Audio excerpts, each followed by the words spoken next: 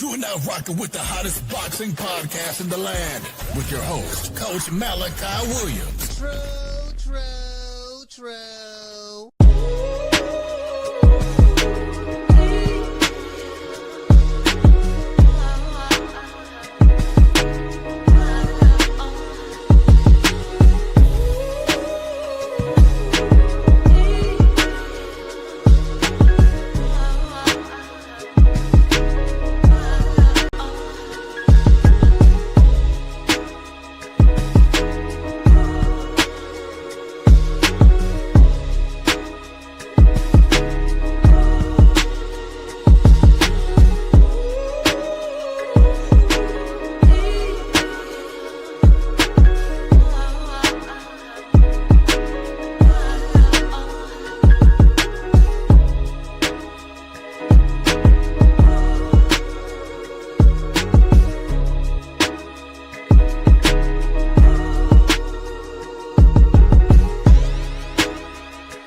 For the thousands in attendance and the millions watching around the world,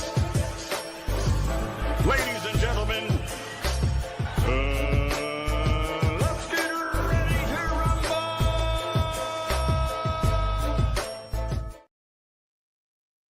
Yeah. What's going on, family? It's our boy Coach Malachi in the building, and we are back. True Media Podcast. Salute to everybody in the chat, man. Peace to the family. Matter of fact, let me make sure that let me make sure. I think my VPN blocker is off, but I want to make sure we good. Hold on before I go forward. Y'all bear with me one moment. I'm not even gonna lie to y'all, bro. I had no idea that this fight was happening. As a matter of fact, hold on. I had no idea that I think it's a fight tomorrow on Netflix, if I'm not mistaken. I had no idea that Regis Prograis did this. This is so how out of the loop I've actually have been. You know what I mean? I am. You know what I mean? Like, yeah, I had no idea. What? Hold on. When does Regis Prograis, are they fighting on damn. Wait a minute. I know wait a minute. I think somebody told me they fighting on the undercard of Tyson Fury. Tyson Fury boxes fights tomorrow, if I'm not mistaken. Let me look it up. Let me look it up and see. Cause I you know what I mean? Like, you know, all these American superstars, I guess Regis Prograis is supposed to be one of these stars as well. And I'm like, man, you know, yep. Hold on.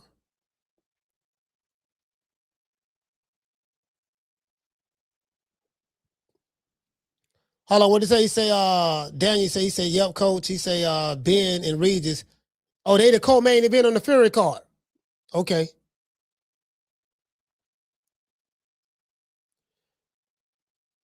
Oh, you know what? Because didn't he sign?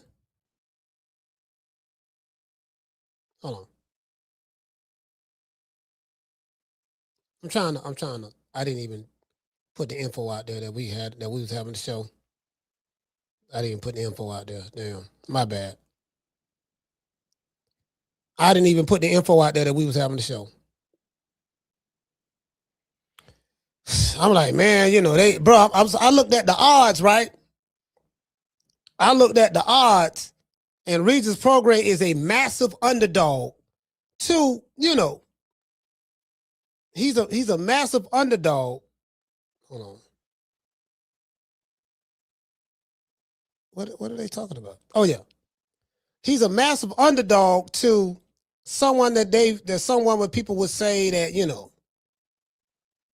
No, let's see. Conor Benn, you know, you would think that from a skill set standpoint, you know, Regis Prograis would definitely have more skills or whatever the case may be.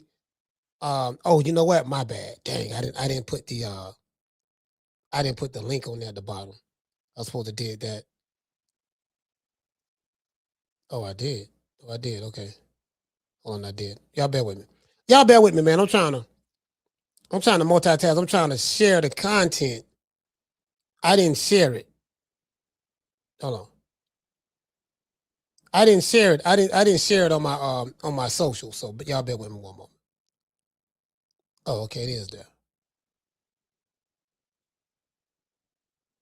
Oh, it is there. Okay.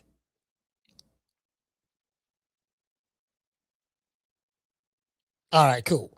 Anyways, yeah, man. So apparently, you know what? But you know what's throwing me off? This was kind of throwing me off though. I thought Regis Prograis had signed the deal with Zuffa Boxing.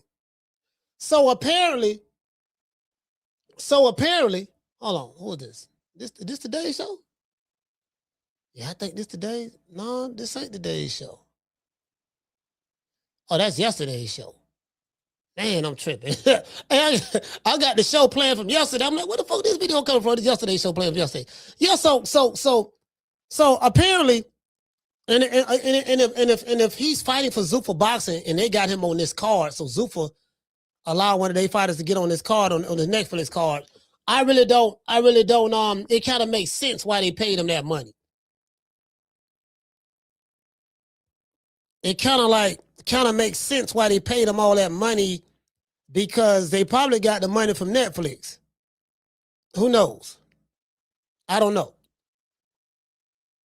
I'm trying to figure out. Yeah, I didn't even know he was fighting, bro.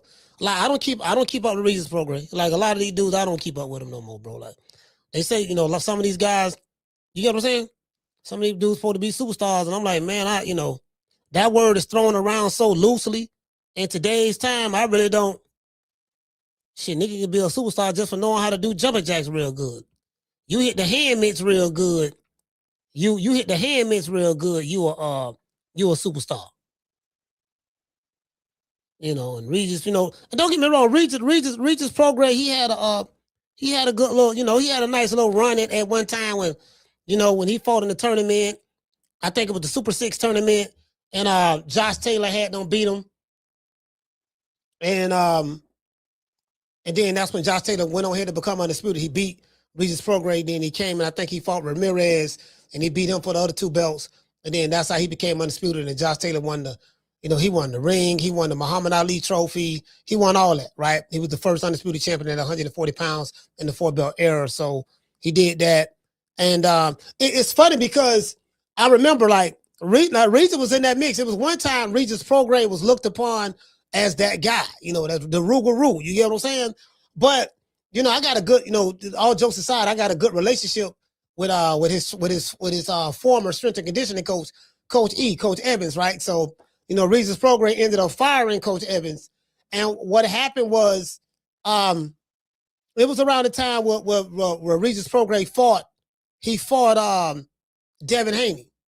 And the fight, put it this way, the fight was boring. I'm talking about the promotion was boring, wasn't nothing, right? But what happened was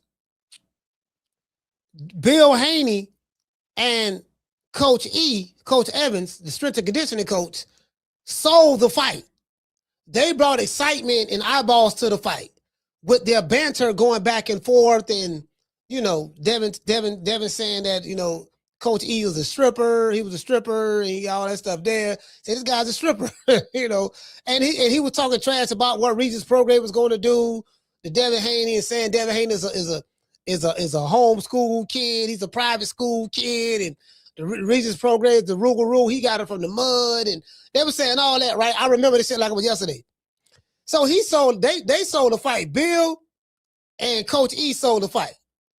Regis Prograis, once he lost to Devin Haney, he fired his Coach E shortly after that. He kind of like blamed Coach E. He blamed him for why he lost. He said, yeah, man, my trainer want to be famous.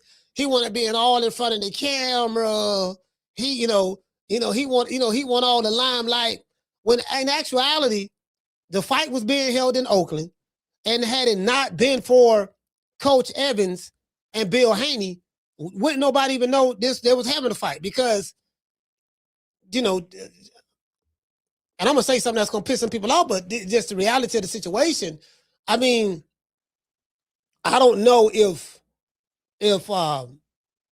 if Devin Haney at that time or even now is a draw like that, to the point to where, you know how when Tank Davis have a fight, and Tank can fight anybody. Tank can fight this ink pen, and he got a core group of, Tank fans is the YNs.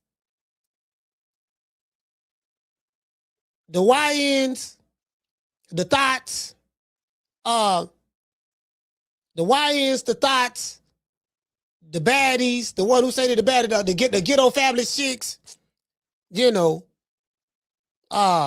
crash out, the niggas that like crashing out and all that stuff there, that's his fan base, right? So they gonna ride with him no matter what. That's it. He can't do no wrong. Ain't no matter what he do. They gonna ride with him no matter what. Like the people, if you like Lil Coochie Vert, they like, that's Tank no fan base, right? Devin Haney don't have that audience like that. He don't have an audience that, I think, he ain't really got no audience like that. He got the LDBC that, they ride with him strong, but outside of them, I really can't think of, he got the right LDBC, he got the champ side, the blues, but outside of them, I really don't know. You know what I mean? I don't think he have a fan base like that. So you get what I'm saying? I mean, that just reality of the situation from what I'm seeing. So so I was like, man, Regis Prograis fighting tomorrow. I'm like, ain't nobody checking for Regis. Ain't nobody really like, I put Regis Prograis name in the algorithm, on the internet when I do my research. I'm like, man, ain't nobody talking about this dude, bro. Nobody. I said, well, he got to fight tomorrow. I do a show on him. I do a show on him, you know what I mean? And, ain't nobody really checking for him. So you get what I'm saying? Him, Conor Benn. Conor might be popping in the UK, but he ain't popping nothing over here. So it's really like you got two dudes who ain't popping. Well, Conor popping in the UK, but Regis Prograis ain't popping over here at all. Ain't nobody talking about him. But I haven't heard, I'm talking about, when I say nobody, I mean nobody. And then Tyson Fury fighting tomorrow. I didn't even know Tyson Fury was fighting tomorrow. I remember a time when it was a Tyson Fury fight, well, I mean, I can't say that. I mean, when he was fighting Wilder, I just said that when he was fighting Wilder, and then, that got a little excitement over here in America because, Wilder needed a dance partner, and that turned out to be a good trilogy, to be honest with you.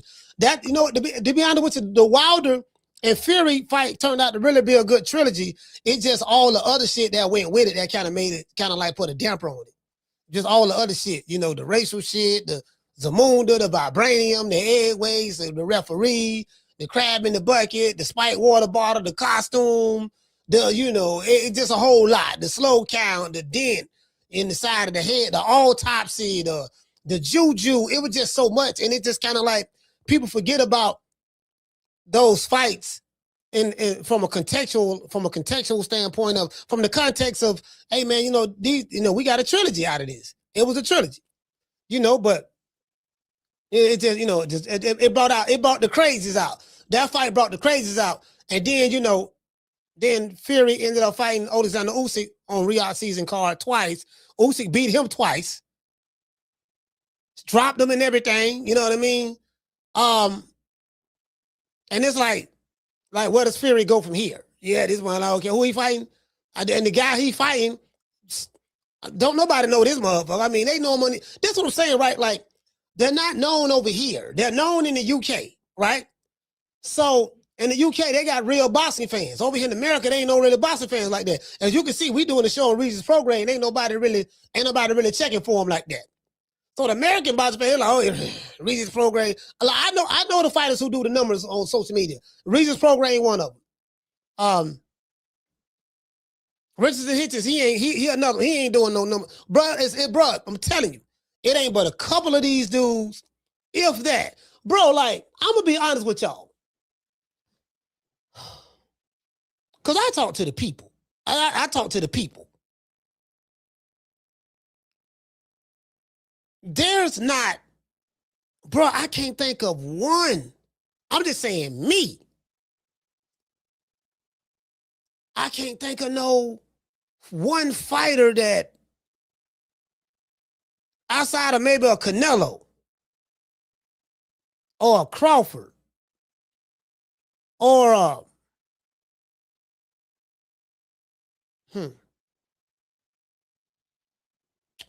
I ain't gonna lie. I do want to go. I do want to go to a fight over there in London in the O2 arena. I do want to go to a fight in the O2 one day. Like that's on my bucket list. I wouldn't mind seeing like a Moses Ithama's coming up, so I wouldn't mind going to go to the O2 arena just to experience that shit, just to see him fight over there, Moses Ithama. Because by the time because Joshua probably gonna be gone soon, and Tyson Fury, you know what I mean? Like they got you got some young blood coming up. We ain't got nothing over here in America, so as it relates to heavyweight, they got the dude Richard Torres, but I'm like, man, miss me with that shit. Johnny Rice doing security. We still got Wilder. Wilder still holding on. But we got to be honest. Wilder's skills is just, man, bro, I don't know. Yeah, I don't. The good news is when he fought Derek Chisora, he didn't do the 360 spin. He didn't do that. So he did the spin against Zhang Zhang, but he didn't do it against Derek Chisora. So that's good. I think Don House trying to get him out of that. You know what I mean? But as it relates to Regis Prograis, I mean, he was a guy at one point in time at 140 pounds, but, he had a nice little name. He was never a draw. Regis was never a draw, but he had a nice little name. And now it's like he fighting Conor Benn. Bro, he is a huge underdog against Conor Benn. Like, I'm talking about like 20-1 underdog, depending on where you go at.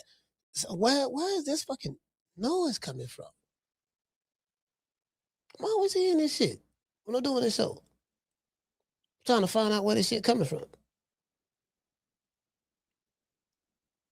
Anyway, I don't know where this shit coming from. Anyway, what you get what I'm saying though? So now is a lot of these old American fighters who had their name, they washed up now. It's over.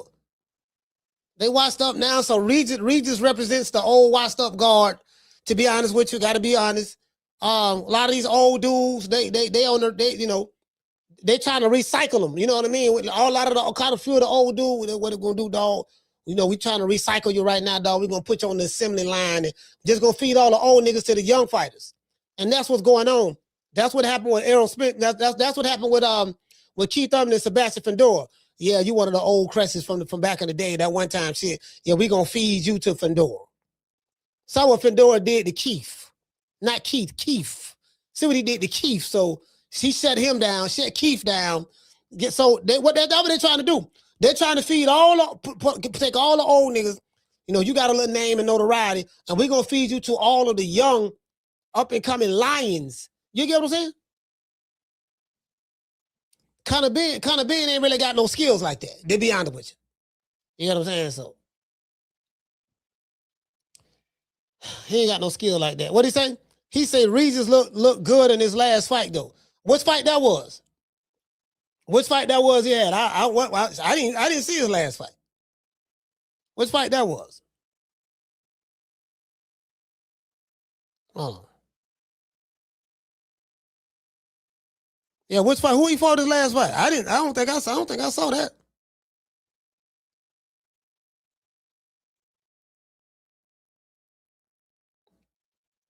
I'm trying to see.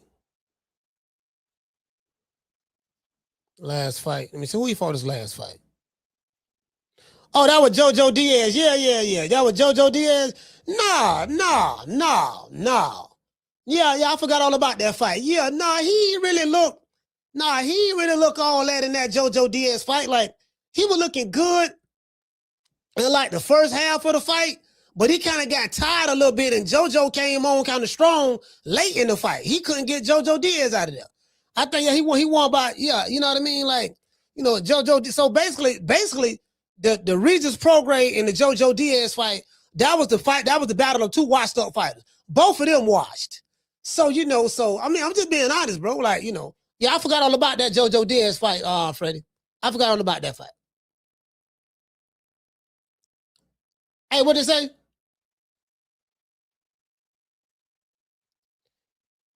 Somebody said something about, hey, what did it say, fam? Cut credits. He said Richard Torres looked like Welcome Back Kotter. Facts. He do look like that dude off Welcome Back Kotter. Yeah, he looked like doggone. Yeah, he looked like the cast. He looked like two of the cast members of Welcome Back Kotter. Damn sure do. Hell yeah, he damn, bro. That's what the people be trying to tell me about doggone. They trying to, yeah, man, you know what I mean, man? We got doggone Richard Torres, coach. I'm like, who? It take a whole lot to impress me. I'm like, who? We got Richard Torres? Man, nigga, please. To this day, nigga, please. Yeah, man. Listen, we got Mr. Kotter, Mr. Kotter. They look like Mr. Kotter. We got doggone Vinny Barbarino. That was John Travolta. I got the cast right here in my head. We got we got doggone Robert Haggis. Now we got that was Warren Epstein. Freddie Boom Boom Washington. That's the brother. You know what I mean? He looked like on a Horseshack. That's who doggone Richard Torres look like. Y'all go look up Welcome Back Kotter. He looked like Mr. Kotter. And he looked like on a Horseshack. Look up, he the one used to have that funny laugh like, he used to laugh like that, right? Yeah, he kind of, man, come on, fam. True. I can't get excited on this shit. I need something that's going to excite me. You get what I'm saying? Y'all can't be sending me these drop shots and then telling me, yeah, coach, you see what I'm saying? Nah, man, I ain't going for no anything, dog. I ain't going for no anything. You're sending these motherfuckers, you know what I mean? Hey, Tina said I used to love that. I used to love that show too. I used to love Welcome Back Kotter. Hey, yeah, man, that's why that shit came out in the 70s. Yeah, I fuss with Welcome Back Kotter, man. Yeah, the goddamn, you got motherfucker Mr. Kotter, goddamn it over there top right, talking about some, yeah, nigga, coach, we got a heavyweight. Man, we ain't got nothing. The UK got all the heavyweights. Yeah, the UK got all the heavyweights. Man, shit. Oh man, I don't give a damn. He needs something. Shit, he damn sure needs something. Again, I'm just saying that you got to show me something right now. Right now, you got to show me something, fam. Okay, put him in there with Moses. He thought about it. Put him in there with him. Then let's see what he got. Let's see what both of them got. He said Richard been in camp with Jared Anderson, and the boys at B&B. Torres won't say thama smoke, and Big Baby sound like he ducking it already. Okay, cool. Well, that's what I want to hear then, Chris. If he want the thama smoke, put his ass in there. Put him in there with his thama there. We need to see what's up. Because I want to see what he thama got. And let's put Torres in there then with him then. That should be a good fight. There should be no problem making that fight. Top rank over there with the zone now too. So you got Queensberry with the zone. You have Top Rank with the zone. You have Matchroom with the zone. That's good. And we got Golden Boy. Listen, and we got Golden Boy over there. So you got 4 of the 5 major record labels over there with Death Row. You got, they signed the Interscope. You got 4 of the major record labels signed to Universal. They over there with Universal, right? You got Golden Boy over there with the zone. You have Matchroom over there with the zone. You have Queensberry over there with the zone. You have Top Rank over there with the zone. The only thing we missing is PBC. If Uncle Al Haney go ahead and just go on over there and sign with the zone, then look here, baby boy. Baby boy, look, you the only American, you the only one on the outside looking in, baby boy. Everybody over here but you. Zuffa, they over there with Paramount, the same company that dropped you with Showtime Boxing.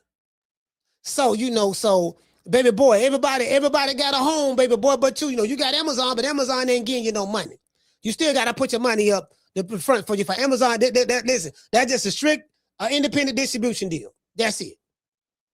You paying for your own production and everything. See what I'm saying? It ain't like it was when you was over there with Showtime. When you had Steven Espinosa under your fingernail, and then he getting you big budgets for fights and all that stuff there. Yeah, them days over with. Them days over with. Yeah. Them days over with. Them days over with, fam. Yeah, them days over with. You know what I'm saying? Yeah, the whole, that was, right now, y'all on the chitlin circuit right now. You got to listen. Everybody else don't bow down. You got to bow down now. Ma was just going on over there, man. Just going on over there. You dig?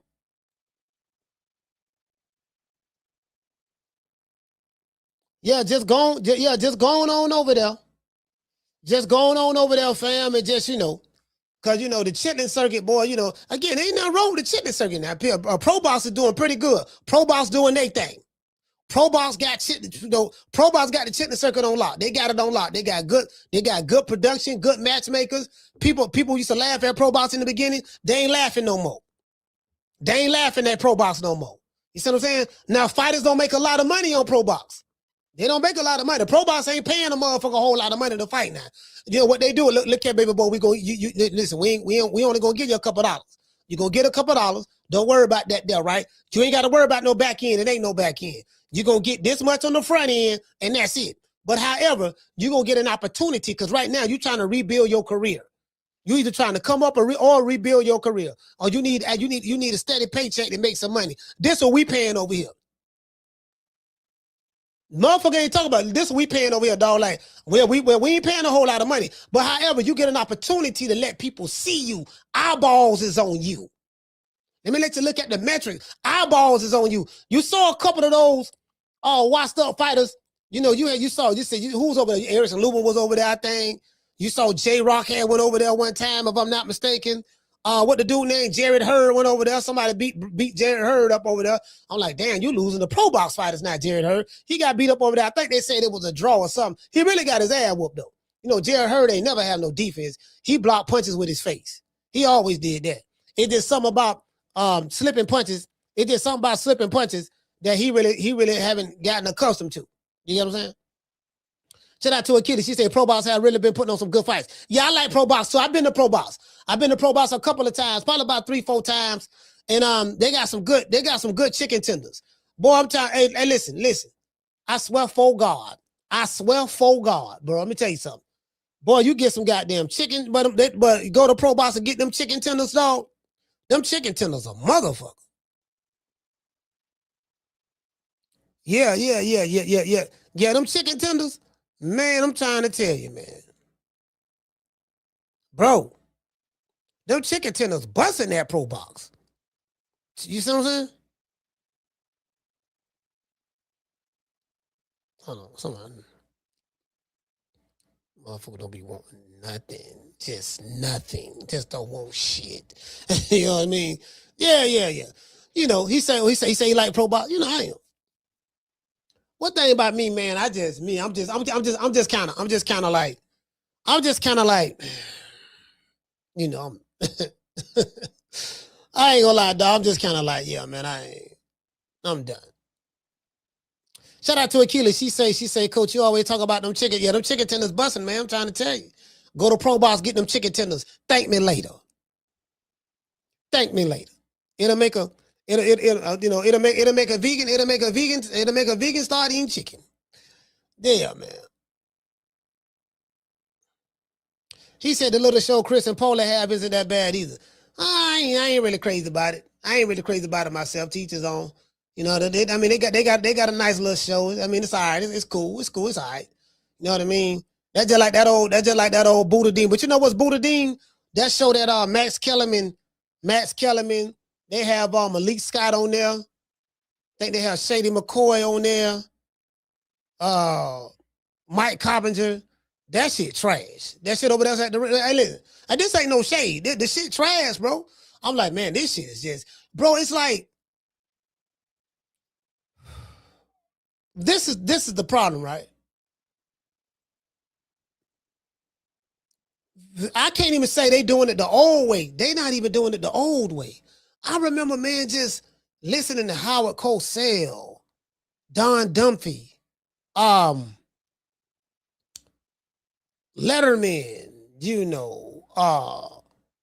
Max Kellerman was good too when he was over there with HBO and all that stuff there. What's the other dude name? I forgot all those. That whole HBO posse. They was cool. They was cool. But the guys in the 80s and stuff, I mean, they was cool. They was cool. But these dudes today, they not even that. It's like American media, when it comes to boxing, has regressed. I'm talking about the mainstream guys. The guys who's supposed to be like we the mainstream dudes that y'all supposed to just watch. Like they some kind of superstar or something. I'm like, man, they just trash. I ain't impressed with none of them. Like all that shit don't fell off, man. I'm like, man, shit just fell off, dog. Like, George Foreman, R.I.P. to him. Teddy Atlas. You get what I'm saying? These guys, they too corporate. They too, butt cheeks tight. You know what I mean? And I don't mean that in no sexual way. I'm just saying, like, just like they just so, yeah, and see, Shakur Stevenson, he has that 1-2 punch that can really, you know what I mean? It's like, this shit ain't entertaining. Is what I'm saying. This shit ain't entertaining. I'm not engaged with the shit. It doesn't get me engaged. I'm like, man, all this shit trash, bro. This shit trash. This shit trash. This shit trash. This shit trash. To me. I'm just saying in my opinion. Shit trash.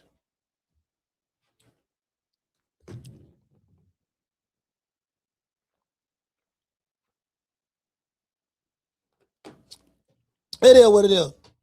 The shit trash to me. You know what I mean? So it is whatever. But anyway, and what to say, Mike? What to say, Mike? Mike said he say ring show with Max is straight propaganda. Yeah, pretty much. Yeah, pretty much. A lot of people feel that Max Kellerman is kind of like, again, he's over there with his bosses, so he's gonna, after ESPN fired him, cause this is a true story, right?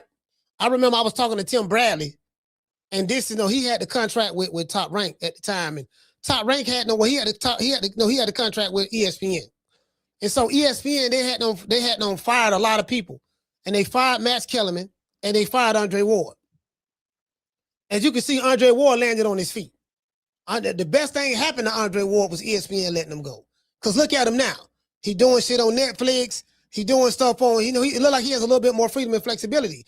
He has all the Smoke podcasts. He's doing his thing on there, getting great interviews. And Andre Ward is a great interviewer. I love his interviews. He's great interviewer.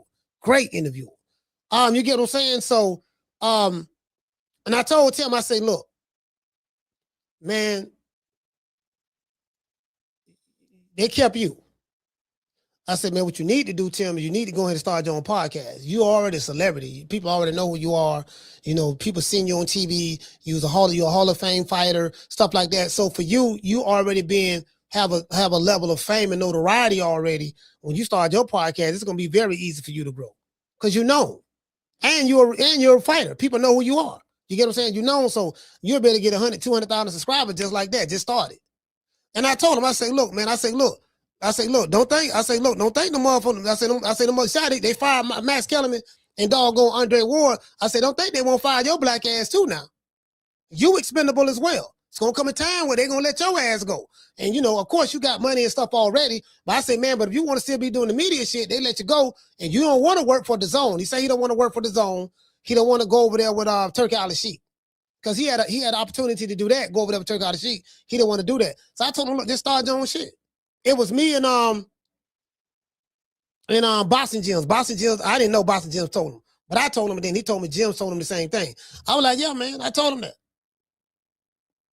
They got rid of your ass. They got rid of them. You got rid of your partners. They're going to get rid. You next, right? You next. So you just prepare. And then, now he's able to, like he said, like he said when I interviewed him on this channel the other day, he said, look, man, I get a chance to, now I can speak freely in my mind. I can say what I want to say. You don't have those restraints. See, that's the thing, right? You can take the corporate position, and there's nothing wrong with that. There's nothing wrong with taking the corporate position, especially if they're paying you the bag. If the bag is good enough and you're able to live the type of lifestyle that you want to live and stuff like that, that's cool. There ain't nothing wrong with taking the corporate position. But just remember this: when you take the corporate position, always have something lined up, set up in the cut. Always have something set up in the cut, because you don't own that company. You're just an employee there, and they can get rid of you at any given time. So just make sure you negotiate the best contract possible, right? And then if they let you go, make sure you got something in the cut the way you don't miss a beat. So that's what they got to do. That's what they got to do. That's what they got to do. You get what I'm saying? Shout out to Aquila. Yeah, you get what I'm saying? So I'm kind of glad he did it. Cause like I said, look at Dre Day. Andre Ward looking good. He landed on his feet. Then Max Kellerman came back. He got what ring. Then they got Mike Coppage on there. Then Malik Scott. Malik Scott over there. Malik's. Goddamn Malik. North Philadelphia's very own Malik Scott. You know what I mean? He was 36-0 at one point in time. Did y'all know that? Hey, shout out to Pookie Matlock. Hey, Pookie Matlock. Did you know that, fam? Did you know that Malik Scott was 36-0 at one time? I think he was like 36-0 or 35-0 at one time. Something like that. Matter of fact, hold on. Let me see. No, let me pull up Malik Scott. I think he was like 30-something. I think he was like 30. Yeah, he was like 35 or 36-0 at one point. That's why you can't be going off that record shit. Yeah, no, he 36-0. I think he was like 36-0 before he fought Wilder. Let me see.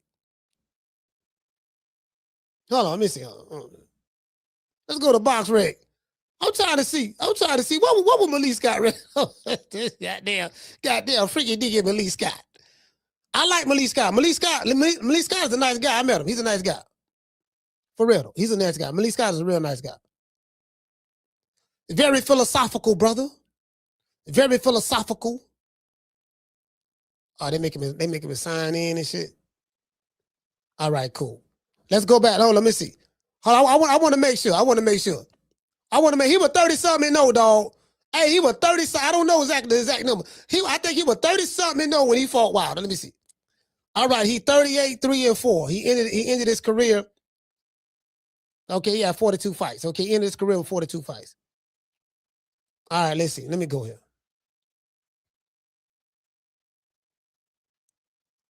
No, that ain't true. My bad. He was 30, 36, 37, 38.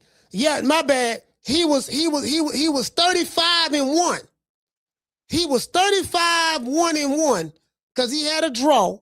He got his first loss. Derek Chisora gave him his first loss. So he was like 2, 4, 6, 22.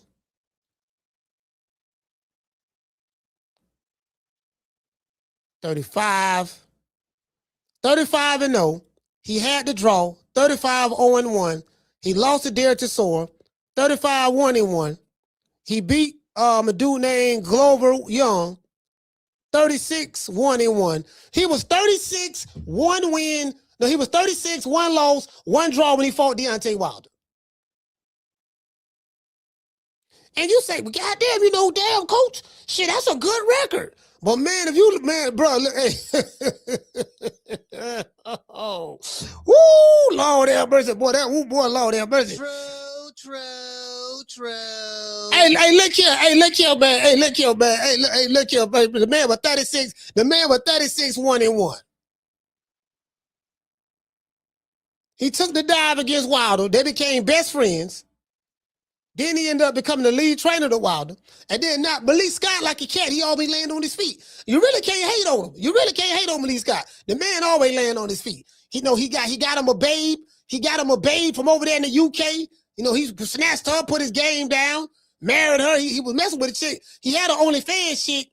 They were doing a lot of freaky dicky stuff. He had a lot on his Instagram, on his page. He got rid of all the pictures on his Instagram page because married Kate. But I'm just saying though, he had all that going on, and him and Wilder and Telly, and it's a whole lot, boy. Listen. If Telly ever do a book, if Telly Swift ever do a book, if she ever do a tell-all, she said, I'm gonna just tell everything. Fuck it, I'm just finna put it all out there. Let everybody know what went on. I bet she got some stories about her, Malik Scott, ex-old lady, ex-girlfriend. Boy, I bet she got some stories about that there. True. I'm serious. I bet she got some stories about that. I'm sure she got some stories about that. They said Malik Scott was a wild boy at one time. Goddamn motherfucker, man, shit. And then look at Wilder. Nigga, Wilder went and found them a nice little honey dip. Y'all see that honey dip Wilder got? Nigga, the King of Zamundo found him. He found the son look better than Telly. He found him a young tenderoni. Wilder got him over 100 them. Now she, I don't know what she is though. She look like she could be white, but then she could be, or either way it goes, she white. Was she white? Was she a white Hispanic or European white or American white? She white. You know what I mean? So that's a race, but she looked like she get what I'm saying. But Wilder got one of them exotic babes. He went and got him another baddie. You know what I mean? Hot yellow, snatched her up, put some of that Zamunda on her. To this day. You know what I mean? Hit her with that Shango stick, put that vibranium up in her, and now, goddamn it, boy, they say she ain't never been the same. Hey, listen, man. Shout out to J Kid. J Kid, what's going on, fam? Yeah. You get what I'm saying? Yeah, for real though. Goddamn, you get what I'm saying? Put that in Shango stick in her. You see what I'm saying? Nigga, Malik Scott, boy, I'm trying to tell you. Then Wilder went and snatched him 100 dip. That's probably why I tell it sooner. She probably say, oh, you got nerve to try to find another, me. Cause she got black hair like Telly, Telly black and Filipino. So you wouldn't try to get you another exotic chick like me. You wouldn't try to find a looking like me. You could have got anybody but somebody who looked like me. You know what I mean? You like Telly's. She looks better than you. You see what I'm saying? She younger than you. She finer than you. You see what I'm saying? She ain't got all that mouth like you. She don't be trying me in card games like Truth or Dare, asking me would I go down on Grandpa or would I rather, eat a Twinkie full of what. She don't never ask me nothing like that. She said, well, goddamn, you were the one that was considering it. You know what I mean? You the one to ask me, can you kiss it and all that there and talking about something, how long you got to stay down there on Grandpa. You the one was entertaining that shit. How the fuck you gonna get mad at me? She sit there going off on Wilder. She's sitting there going off on Wilder. Wilder mad at, you know what I mean? See, the new chick, she ain't telling Wilder to do all that crazy stuff. I mean, he probably willing to do it anyway, but I'm just saying she ain't tell him to do all that. But tell it had his heart though. It's always that one that gets you, but I don't give a damn who it is, boy. You can be the hardest, the strongest pimp or player in the history of pimp or playerism, right? It's always going to be that one that gets you. Shout out to Mr. Tomato Can. It's always going to be that one but I don't give a damn. But listen, the hardest, toughest man on the planet, there's always that one woman. She ain't got to be the prettiest. She ain't got to be none of that, but it's got to be something about her. But she got that motherfucking snapper. Boy, she put that snap, but it's just something about, you see what I'm saying? She put that cooter cat on you. That cooter cat. Man, she put that possum grip on you. Y'all see, you jitterbugs don't know what the possum grip is. You know what that possum grip? Yeah, she put that good possum grip on the boy. I'm trying to tell you, boy. True. Yeah, she had though, you know what I mean? She had my dog all discombobulated. She had them all discombobulated. Wilder ain't been the same, man. Man ain't been, you know what I'm saying? So, yeah, Wilder went and snatched them one. See, them the kind of women you can get, when you are, financially, when you got your bread up and you got some type of notoriety and fame, stuff like that. Cause see, now this chick like that, now she probably ain't have no money, but she look pretty. So, you know what, she not that exotic babe. You know what I'm saying? And then she probably, she got her, she got her man tall, dark, and handsome. You know what I mean? Then, he's a king. And he's a king. So she married, she kind of like in the royalty. Now she play her cards right. If she play her cards right, and I think she will, she should. I don't know how much she like them, but if she play her cards right, and she hey, shout out to Sir Tice. Sir Tice, what's up? If she play her cards right, she need to just go ahead and get pregnant. Go ahead and get pregnant right quick. You know what I mean? Get old prego right quick. You know what I mean? Secure the bag. You got to secure the bag. If that's what you want to do, if that's what you want to do now, if you ain't really feeling them like that, like, yeah, I really don't want it. It's kind of crazy. If I have a baby from him, but shit, you know what I mean? He kind of crazy. You know what I mean? So you gotta be, you gotta kind of like weigh the odds. You get what I'm saying? Like Telly's son, even her son, her baby daddy's son is suing Wilder. You know the one that he put on the wheel. He put another man's child on his wheel. He put another man's child on his wheel, and he put that man on the wheel too. I'm gonna put all three of y'all on the wheels. I'm gonna go talk to my kids and let them know. You know what I mean? I met me some new snapper, some red snapper. I like red snapper. She Filipino and black. You know what I mean? She exotic, just the ways I like it. And she put that good possum on him, put that cootie cat on him. He done went to the lawyer. Nigga done went to the lawyer the next day. The next day. The next day. To this day. Went to the lawyer. Goldstein. Got old Jewish lawyer too. Hey, Robert Goldstein. Yeah. What's up, Deontay? What's going on? Listen, I want to add an addition to my will. What happened? You got some more kids? Yeah, I got, yes. I want to add my baby, Taylor Swift, put her on there. Put her on there for what? Y'all get mad or something? Listen, just do what I tell you. Put her on there. Okay, I put her on there. Okay, and put her son on there. What her son? You put another nigga child on your will? Yeah, don't worry about me putting another nigga child on my will. Just put him on there too. Okay, but he said you ain't even his daddy. Don't worry about what he said. Just listen to me. Okay, cool. And I got one more person I want you to put on there. Who is that? Is there more? Yeah. Put her baby daddy on there. Her baby daddy, yeah. The son she got that I asked you to put on the wheel, yeah, his daddy. Put him on there too. True. Boy, hey, listen. You know you ran across some snapper. Boy, let me tell you something. But I'm just being honest with you, bro. It ain't nothing in my mind that I can humanly think of that's gonna allow me to put another woman and her child and the baby daddy on my wheel. Okay, yeah, maybe I'm reaching with the baby daddy part. I just threw that in there. But outside, but it's just like, but if you put the son on there, it's just like putting the father on there too. It's just like putting him on there. You get what I'm saying? Because because part of his DNA is the genetic makeup of that son. So you might well just it's just like you putting him on there. Because he gonna benefit. Something happen to you, the son get the money, he gonna look out for his daddy. So shit, it's kind of like really you putting him on there too. So yeah, I can't see it, bro. I can't see it. But shit, I wouldn't give a good goddamn. To this day. Nigga, please. Boy, I couldn't see it, boy. I couldn't see it. Me putting another nigga baby on my wheel? Nah, that ain't happening. That ain't, man. I'm telling you, that ain't gonna never happen. Nah. But I say, boy, she put that thing on the boy. God damn, boy, she did some shit to Wilder, boy. Hey, it be like that, fam. I ain't gonna lie, it be like that, fam. It be like that, fam. It be like that sometimes, dog. Like, you get what I'm saying? And what it say, Akila say, go Google it. Go Google it. Don't everybody believe in Google? Go Google that shit. Yeah, boy, goddamn, boy, that went Wilder got Nato, boy. Wilder snatched the one. Now, let me tell you something. When you get women like that, they not with you because they like you. just please, they ain't think about you like that at all. But you have some type of status and notoriety. This is what I'm trying to tell y'all. This shit ain't about skin color. See, the poor people on the bottom talk about skin color all the time. Because they can't see past that.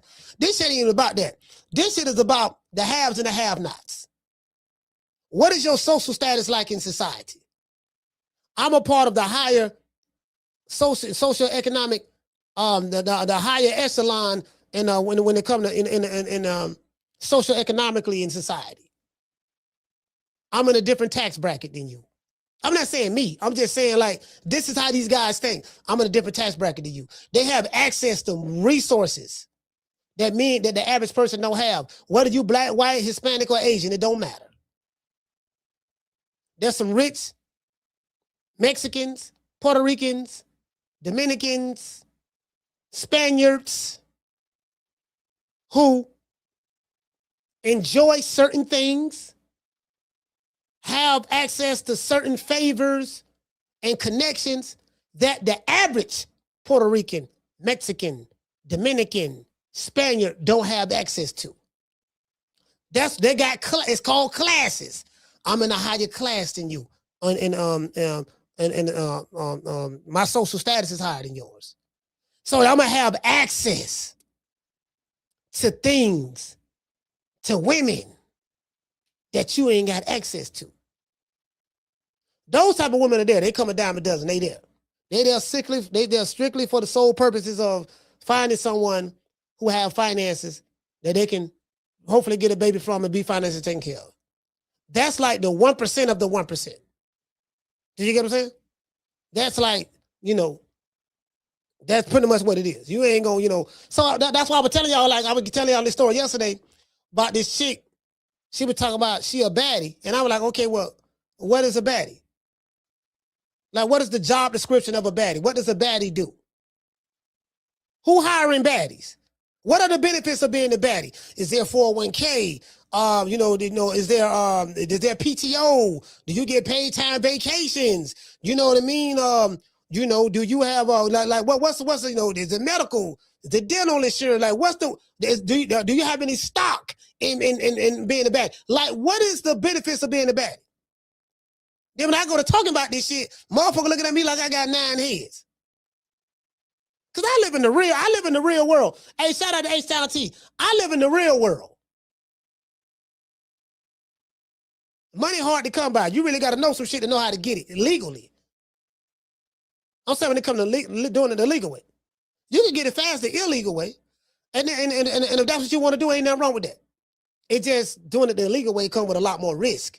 So you got to try to mitigate your risk when you're doing it illegally. You know what I mean? You out there hustling, doing your thing. Continue to hustle and do your thing. I can't tell a man not to get no money. Just don't get caught up in the dumb shit. Don't be doing the poo shice in his dad and shit. Don't be crashing out on dumb shit. Cause when you crash out, you ain't gonna be free. You're gonna be locked up. Cause remember, it ain't but two outcomes to the crash dummies. Nigga, I'm crashing out. I'm about the street like, okay, cool. It ain't but 2 outcomes. Prison and the graveyard. That's it. Them the only 2 outcomes. I want an outcome to where it's my refrigerator at night, pulling up to the gas station, taking the kids to the movies, sitting on my computer, my 49-inch monitor, Samsung monitor, looking at my different social media accounts. I got a lot of social media accounts, checking my emails, making sure. Okay, let me see. Ain't about to sign up. Let me see what we got right here. Okay, cool. Yeah, you get what I'm saying? Like, I like that. I get to go to bed anytime I want. Okay, I'm gonna stay up about 1, 2 o'clock at the night. Then when I finish, I go upstairs and, you know what I mean? Shower up, go upstairs and just go to bed. I can get on the phone anytime I want to. I don't have to wait for count time. I ain't got to wait for nobody to pop no doors and then call collect. I ain't worried about third leg Tyrone. You get what I'm saying? Yeah, man, I'm calling. Hey, what you finna do? Yeah, dog. Hey, this another thing too, right? This how you know a nigga. This when you know a nigga crying. See, this how you know a nigga crying in jail. I'm finna. If you don't did time before, you know this. You know what this is. You see a nigga on the phone, right? If he be like this here, he got the cell and he got the phone on the wall. If he be like this here, see him on the phone and shit, fullback. See him on the phone like this here, nigga got his head down like that there, and he got the nigga cried. If you see that he cried, I say he got a whole problem. But he got a whole problem, and guess what? Get what? Crackers don't told him. Check this out. Hold on. He got whole problems. Them crackers don't told him. His lawyer don't told him. After his lawyer don't got all his money out of him. After the lawyer don't got all that money out of him, you know what that lawyer told him? Yeah, man. They offering. This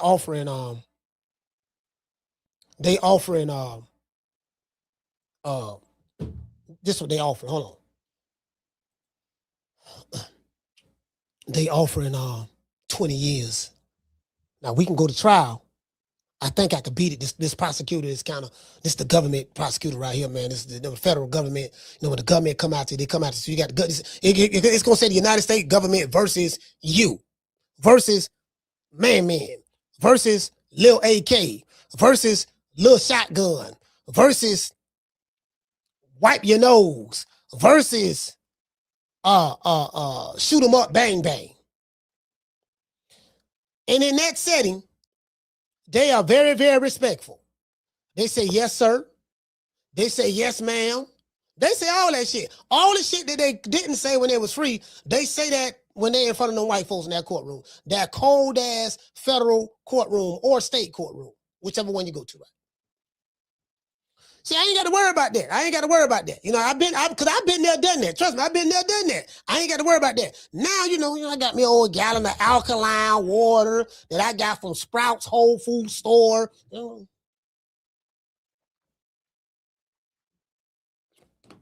Water tastes pretty good. Good water. You know what I mean? We say water down here in Florida. You know, got some good water. I get to drink some water anytime I want to. You get what I'm saying? I get to wave at people in the chat. So you ain't got no chat. When you ain't got no chat over there. You know, the only chat you got is them niggas in that dormitory.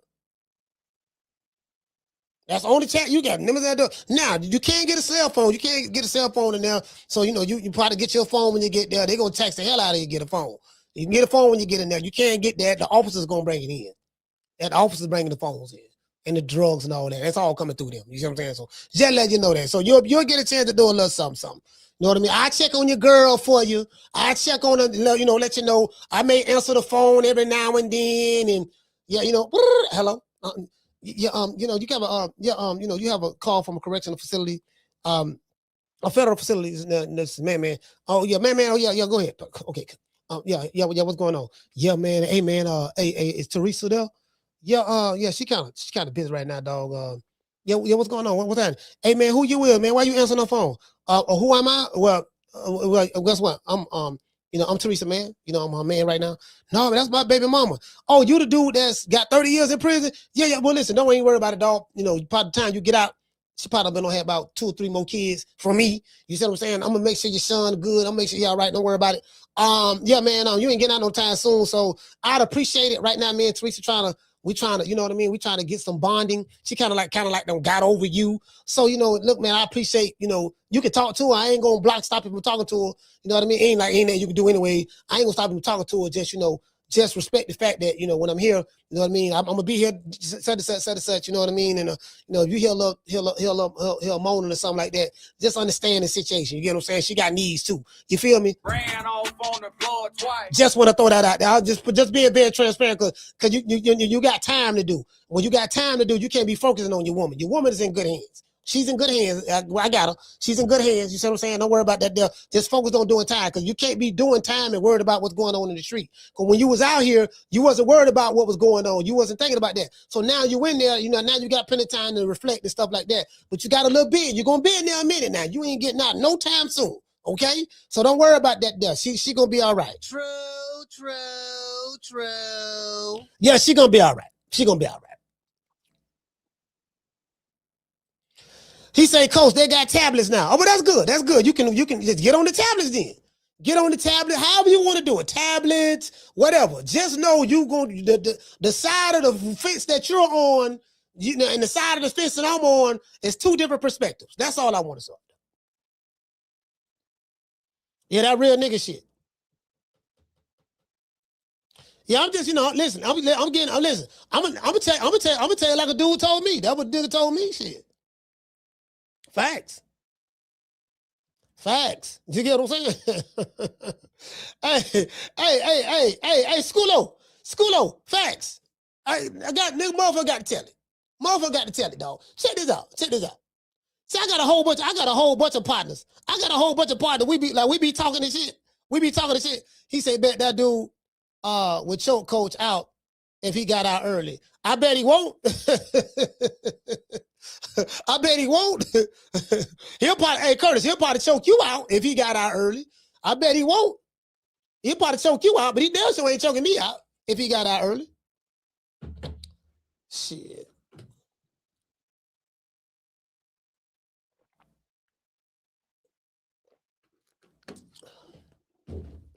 Hey, shout out to Hollow. Hollow, what's going on, fam?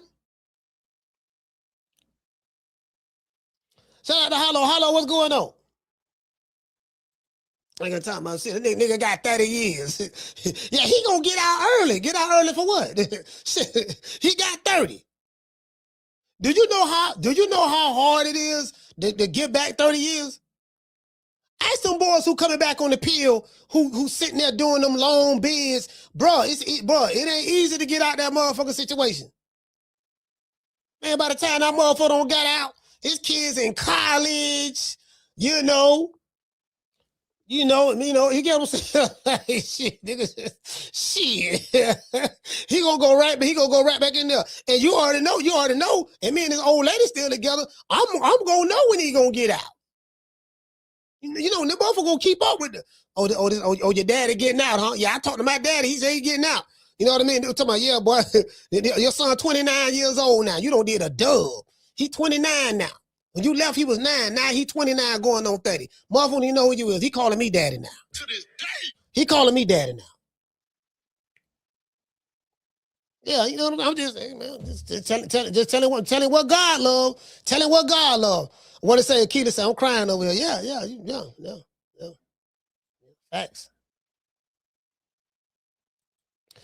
He said my uncle had life and he got out somehow after 20, but he did a whole 20. So what he doing now? Did he get out and try to go back in? Did he get out and try to go back inside after doing 20? No, you know what I mean? Like, come on. Shit. Yeah, dog, I'm finna go back. You know, because this is the thing, right? This how this works. When you go to getting older and you sitting in that motherfucker, it's like all them years don't went by. The world don't changed. It don't pass you by. You get what I'm saying? I'm trying to tell you, man. What it say? He said, why did it go back in? What you mean? Did it? I think did it only been in jail like this. I think this is his first time. I think this did the first time. Did it ain't been in jail before? I mean, he got arrested one time for when the shooting happened in New York, I think. Did he get arrested for that? I don't know, cause Shine, his artist Shine ended up doing the time on that. I don't know if he got arrested for that. Yeah, but Diddy ain't never really been arrested like that. You know what I mean? So yeah.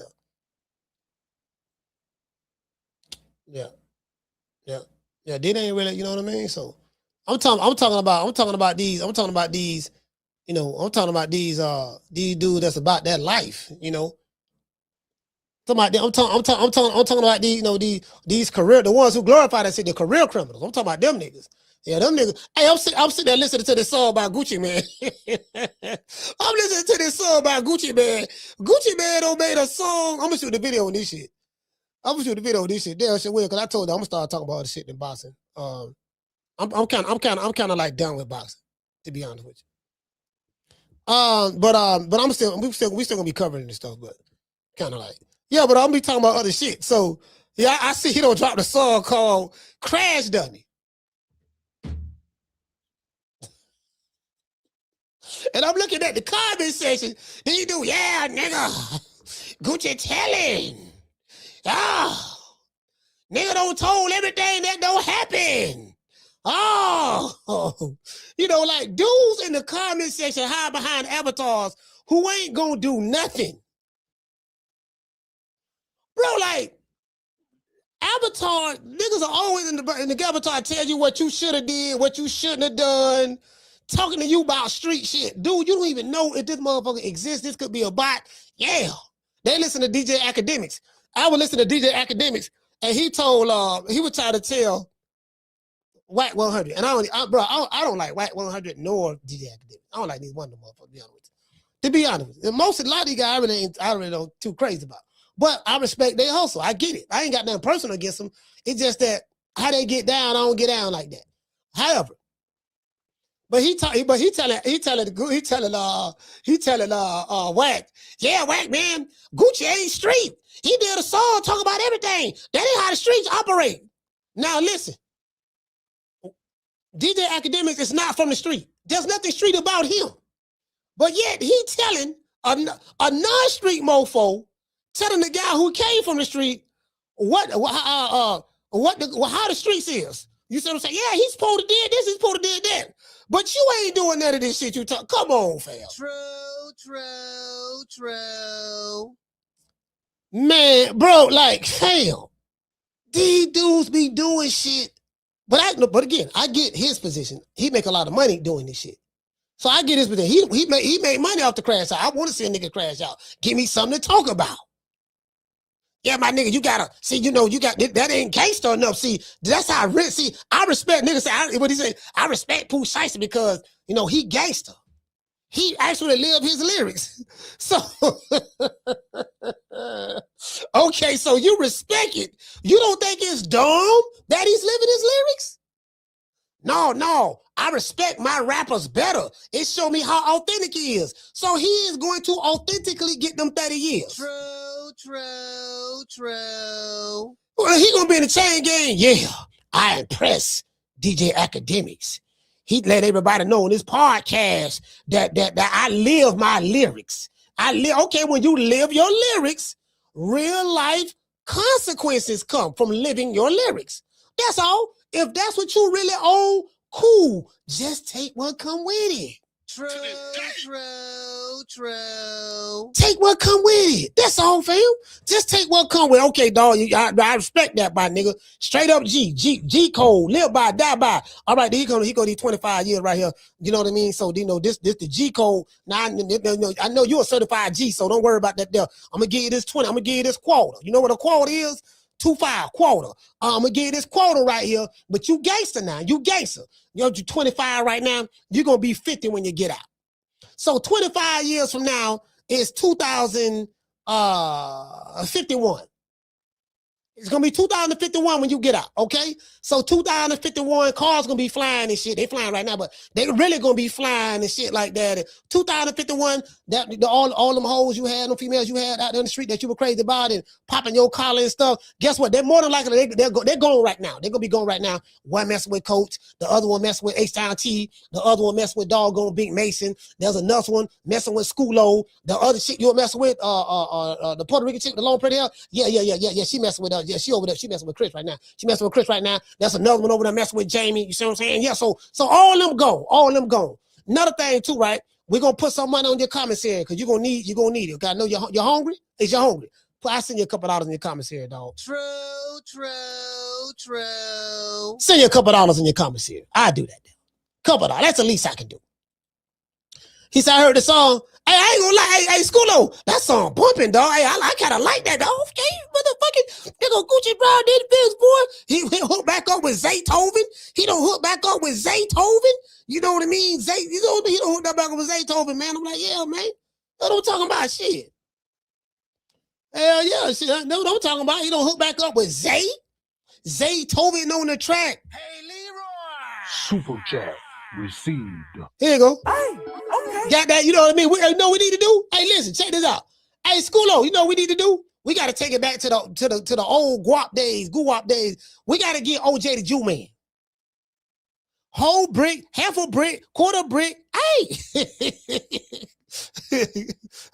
whole pound, quarter pound, serving major weight. Yeah, we got to get that back. We got to get that back. I said, the nigga that went to the studio made a song. That shit finna go platinum. Too. I said, platinum in this. I'm looking at, hold on. Hey, let's pull out the comment section over there. Hold on. Some niggas bad. Oh, the nigga. He telling. He was supposed to. I said, wait a minute. Okay. All right, so y'all mad at Gucci. Okay, fine. You don't think that Pooh Shiesty bear any kind of burden of responsibility of himself? Like, you like, nah, he ain't did nothing wrong. He did what he was supposed to do. These motherfuckers in behind avatars in the comment section who ain't doing shit. They just watch. They just go on different podcasts and leave different comments, egging on dumb shit. Ain't neither one of them a trade place of Pooh Shiesty right now. Neither one of them. That's in the comment section. Neither one of them are trade places. Hiding behind, bro, like, you get what I'm saying? Come on, fam. D-Town, what's going on, fam? Yeah. D-Town, what's happening, fam? Yeah, we on that, D-Town, we on that real nigga shit right now. Real nigga, you know what I'm saying, dog? We about killing no felonies and letting everybody know what time it is with us. That's what we all about, dog. See what I'm saying? D-Town, you ain't from the streets, my nigga. I ain't. See what I'm saying? You got to be solid. You ain't solid like that there. See what I'm saying? You ain't talking about doing no time or That like that, I ain't nobody, because you know, you know what I'm saying? See, I ain't no real nigga. Y'all know y'all, I'm not a real, I'm telling you, I'm not a real nigga at all. I'm a real man. There's a difference. I'm not a real nigga. I don't see me winning no real nigga of the year award anytime soon. Y'all, you can have that. You can, all you real niggas, you can have that. I'm not a real nigga. I'm a real man. You see what I'm saying? So that's what I identify with. You know, responsibilities, accountability, you know what I mean? Differentiating right from wrong, discernment, thinking before I do shit. That's what I'm on. I'm a real man. The real niggas, all the real niggas, I can't do nothing with a real nigga. True. Yeah. You know what I mean? So anyway, back to Regis Prograis. Regis Prograis, you know, I really don't know, man. They got this man, Regis Prograis is bro. Like, I think it's over for him. Me personally, hold on, I'm trying to, cause I want to get to this comment section.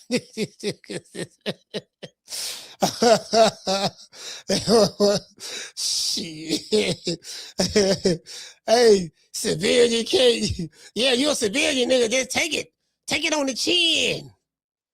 Get it back in blood in the street. That's how real niggas do it. Okay, so a motherfucker who hide behind an avatar go try to put jumping cables. That's how real niggas do it. Was you ain't doing it?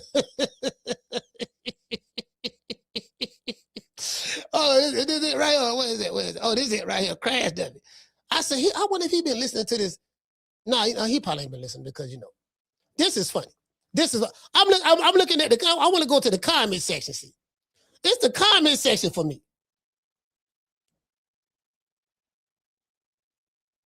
Hold on. It's the comment section for me. There you go, right. Let's go right. I love the comment section. The comment section give me so much content. I love this shit. This shit inspired me so much. I said, I'm gonna drop a video on this shit. All right. so hold on, let me show y'all this. He say the hardest witness statement out right now. Fire. I ain't gonna lie, that bitch is bumping now. That bitch is bumping. He say this is crazy. This shit really happened. He say Zaytoven still rocking with WAP. He say good or bad. I salute that. He say snitch disses in 2026 is crazy, but I'm here for it. Sounds like the old Gucci. So he called it a snitch diss. All right, snitch diss. All right, he say what he say? He say snitch dishes. Okay. So you know, Tyson snitched on himself. Ankle monitor while committing a crime. Okay, okay. Can't forget about that now. Can't forget about that. 5 witnesses. 5 people. You know what I mean? So can't forget about that. Okay, cool. One of them was a white guy. They say 1 or 2 of them was a white guy. One was the lawyer. No, he gonna say something. A retired police officer, you know he gonna say something. You get what I'm saying? So it is what it is. Like, you couldn't have thought about this shit. Like, you can't make this up. I want y'all to think about this here. You and your daddy, just imagine. His dad is around my age. Probably in his late 40s or something like that, right? Because I'm in my 50s. Just imagine father and son riding in the car. You got a daddy. He's supposed to know better. Know better. Yeah, son. Yeah, I'm talking about we finna go rob this nigga. Matter of fact, let's rent a studio in Dallas. You got the ankle monitor on? Yeah. You do know that they know where you at all times. Yeah, I know. So what we gonna do, don't worry about that there, right? Just keep the ankle monitor on. They monitoring you. You know, your probation officer called that. Yeah, she called me. She told me, goddamn it, I ain't supposed to be here. God damn, I wonder how she found out. Somebody must have told on you. Yeah, the ankle monitor told. True. Don't worry about it, son. We finna do this here. We finna rob these niggas, take their jury, take all that there. Then we gonna have our goons. We gonna have them niggas flashing and showing it off on social media. You see what I'm saying? Everything gonna be good. We gonna keep it solid. Everything Gucci. You know what I mean? Now, don't worry about the consequences, because it ain't gonna be no consequences. Now the consequences is here. Now y'all talking about a nigga snitching. True. You can't make this shit up. Anyways, he said that boy Gucci called Big 30 fat ass flunky. This guy said, I'm like Birdman. And nigga, this my cash money. Damn, that line hit different. He said, if Gucci crashed out, retaliated, and went to jail, they would be calling him stupid. Facts. Let me like that. Facts. If he crash out, go to jail, then, man, I would do what he did. You said that nigga got 25 years, dog. But guess what? He was a real nigga.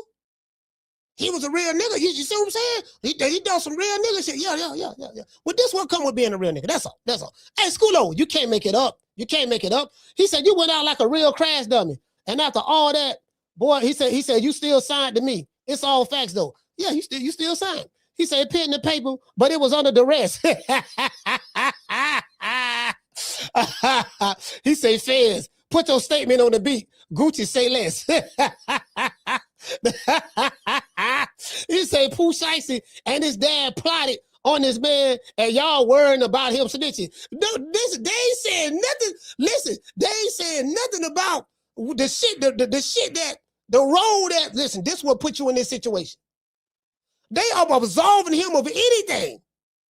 Now, don't worry about that there. You know, you do know there's laws for a reason, right? Yeah, don't even worry about that there, dog. We ain't worried about that. Yeah, my nigga, we own that. So, okay, listen, in any country, any society that you're in, even in prison, they have rules in prison.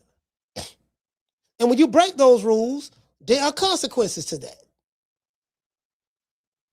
You have two sets of rules in prison.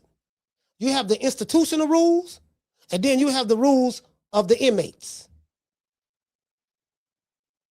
The inmates have a rule too, because you live amongst them every day. It's certain things in certain dormitories and certain camps and compounds and wherever you go at that you can and can't do. That's anywhere you go at. And if you violate those rules, the inmates have a way of dealing with you. And if you violate those rules, the officers have a way of dealing with you. That's how this works. In society, you have rules called laws. When you violate those laws and your life is built upon breaking, violating the law, and showing motherfuckers on social media and in the streets how much of a real nigga you is, then there's consequences to that. It's called accountability. You will be held accountable. When it's time to be held accountable, don't point the finger at nobody else. Don't point the finger at Gucci Man. Don't point the finger at the undercover police officer or the retired police officer that was security. Don't point the finger at the white attorney that was there or whoever made. Don't point the finger at the engineer, the cameraman. Don't point the finger at nobody but you. You is the reason why you in there.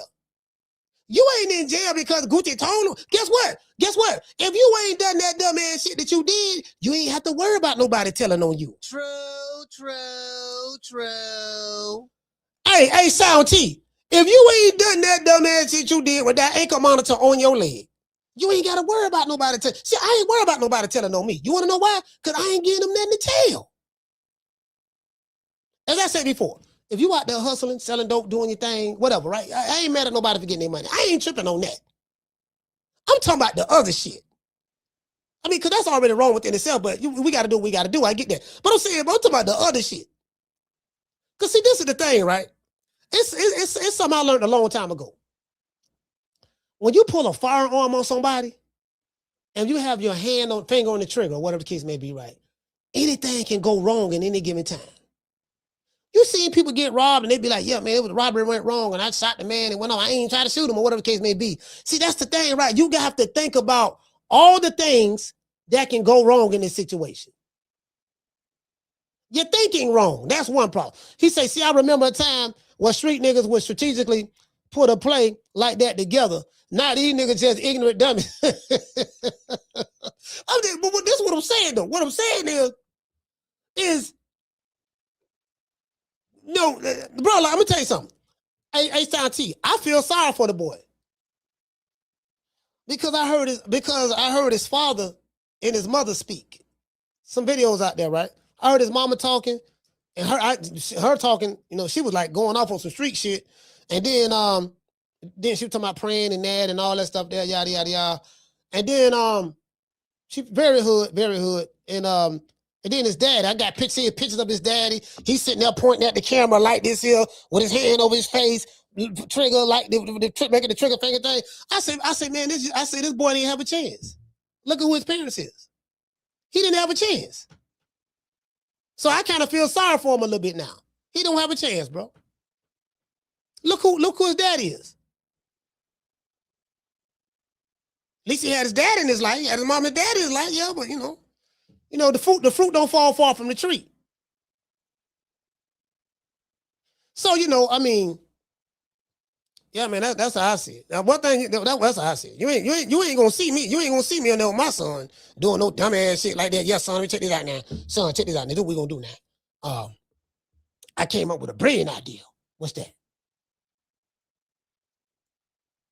Then the nigga he made $25 million off for him when he was in jail. I'm like, how he made $25 million off the nigga? The nigga been in jail. $25 million off of what? Record sales? Like where this came from? But that's neither here nor there. That's not the problem. This is the problem. The problem is this. If you have a business issue, you don't use street tactics to solve a business issue. You use business tactics to solve a business problem. If someone owes you money legally, contractually, well, put it as not owe you money, but you feel you want to get out of a contract that you signed, that's business. So if you want to get out of that, you have to do that the legal way. How do you do it? Let me go get an attorney. If I feel that H-Town T or Green Eyes P or Aquila owe me money, well, guess what I'm going to do? I'm going to just sue you. And then we go through the litigation process. That's the gangster way to do it. That's what the fools in the comment section, they saying, oh man, well, he owed him this. He stood on business. Well, if he owed you that, you take that to court. You got an attorney for that. It happens all the time. You don't see motherfucking Netflix, CEO of Netflix pulling out pistols on Paramount or one of they employees that work for them. Netflix, guess what? Floyd Mayweather. He said that Showtime and Steven Espinosa conspired with his former manager, Al Heyman, his former advisor, Al Heyman. They conspired with him and they funneled almost $400 million in Al Heyman controlled accounts and got all his money. That's over $300 million. That's what Floyd said. According to your logic, according to you dumbass nigga logic in the comment section of Gucci Man's video, Floyd Floyd was supposed to step down on Al, pull out the Draco, slap him across the head with the pistol, and made him sign the contract to get him back all his money. And he's supposed to went to Steven Espinosa up that fire and made him do this, according to your logic. That's a business dispute. You have attorneys to do that. Yeah, man, Now, guess what? So all that money that you could have paid an attorney to fight to get you out of that contract, guess what? Your criminal attorney finna get that now.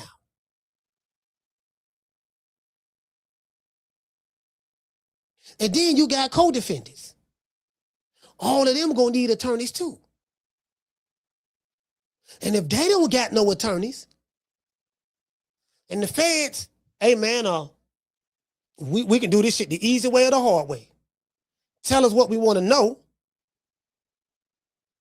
Because we got 5 witnesses. 5 civilian witnesses who went to a business meeting. No guns, no firearms, no street shit, no gangster shit, no tough shit. Business meeting.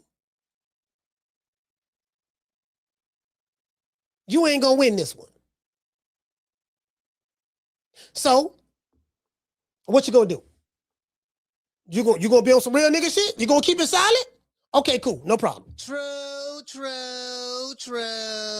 All right, cool, no problem.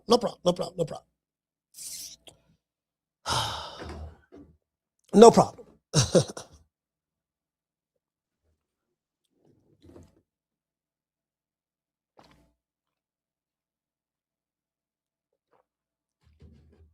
Nigga got a whole lot to lose. He's supposed to throw some shit away to impress some niggas on the internet or to impress DJ Academics. I respect you because you live your lyrics.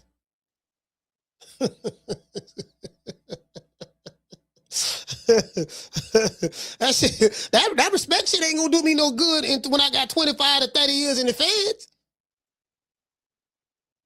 What good is respect when I'm doing 25, 30 years? Then I got to spend more money to try to get out. I got to try to come back on appeal. So that's more money. So guess what? The only person won in this situation, the lawyer gonna get a lot of money. The federal prosecutor gonna make money convicting your ass. The judge gonna make money. Oh, you gonna take this to trial? Okay, let's go to trial then. You know what your lawyer gonna tell you? Hey, look here, man. Let me tell you something. Yeah, what's that? This what they offer. And for all you fools, I'm finna tell you, they told us that was a bad contract. He signed a bad contract. Gucci had him in a messed up contract. I said, guess what? He signed a bad contract when he went to prison with the feds the first time, right? You do know that, for all you jitterbugs, you do know that you sign bad contracts all the time when you incarcerated. Do you know that? You know when you go to the courtroom and they sentence you, your lawyer come over there.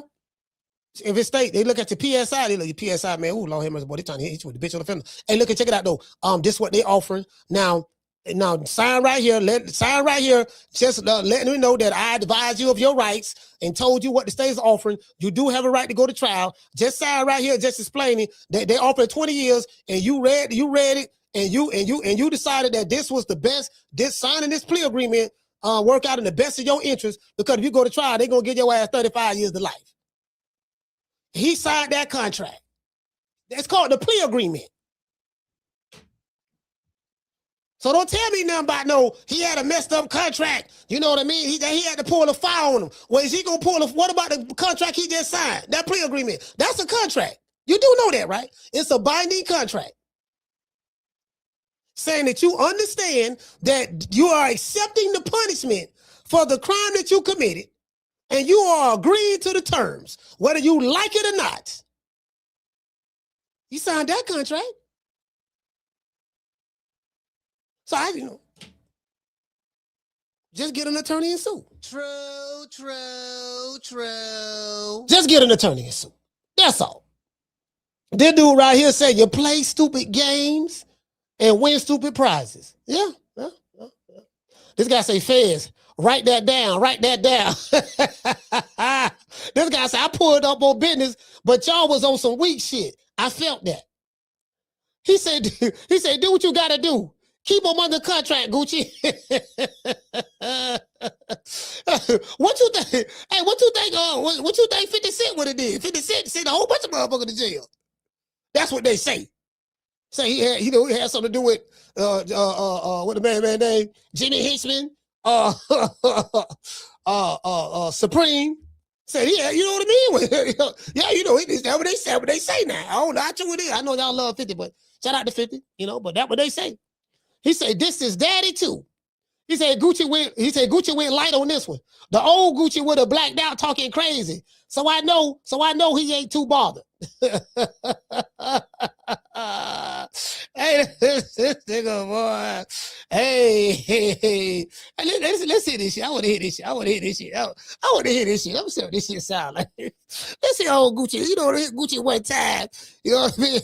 All right, let's see it. Okay.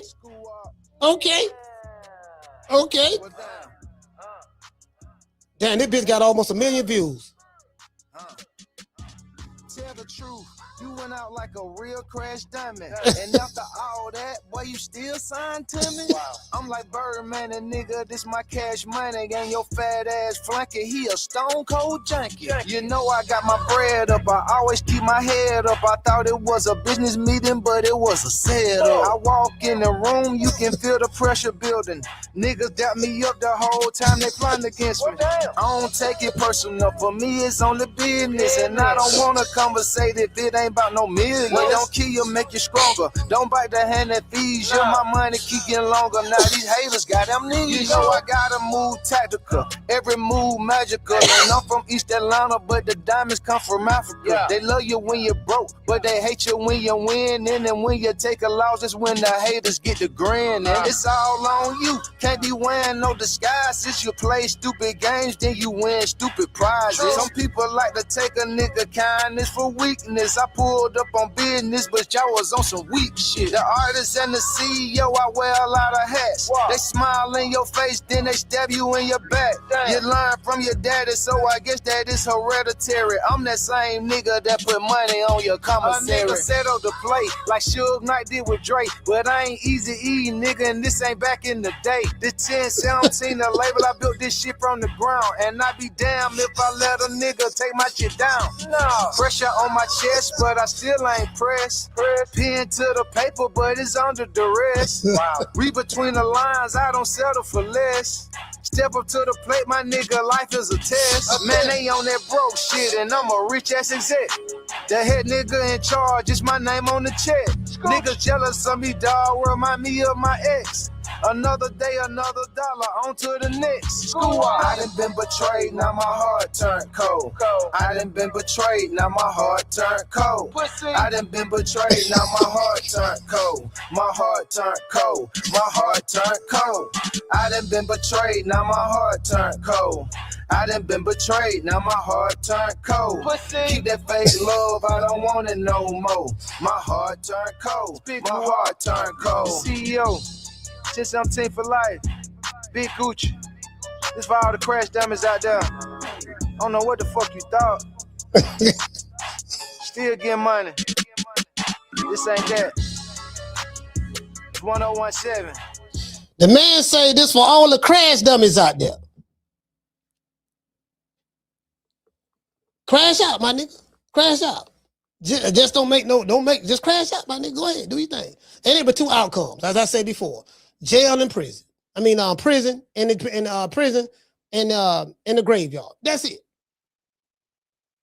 I would, again, I feel sorry for the boy because I see his mom and his daddy. He's a direct product of those two. The fruit don't fall far from the tree. It's like not liking the apple, but you like the apple tree. The apple tree produce the fruit that you're eating. That's why they say the fruit don't fall far from the tree. You can tell the tree by the fruit it bears.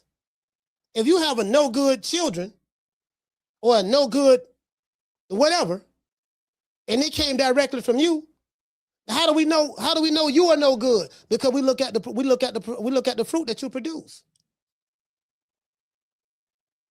You produce the shiesty.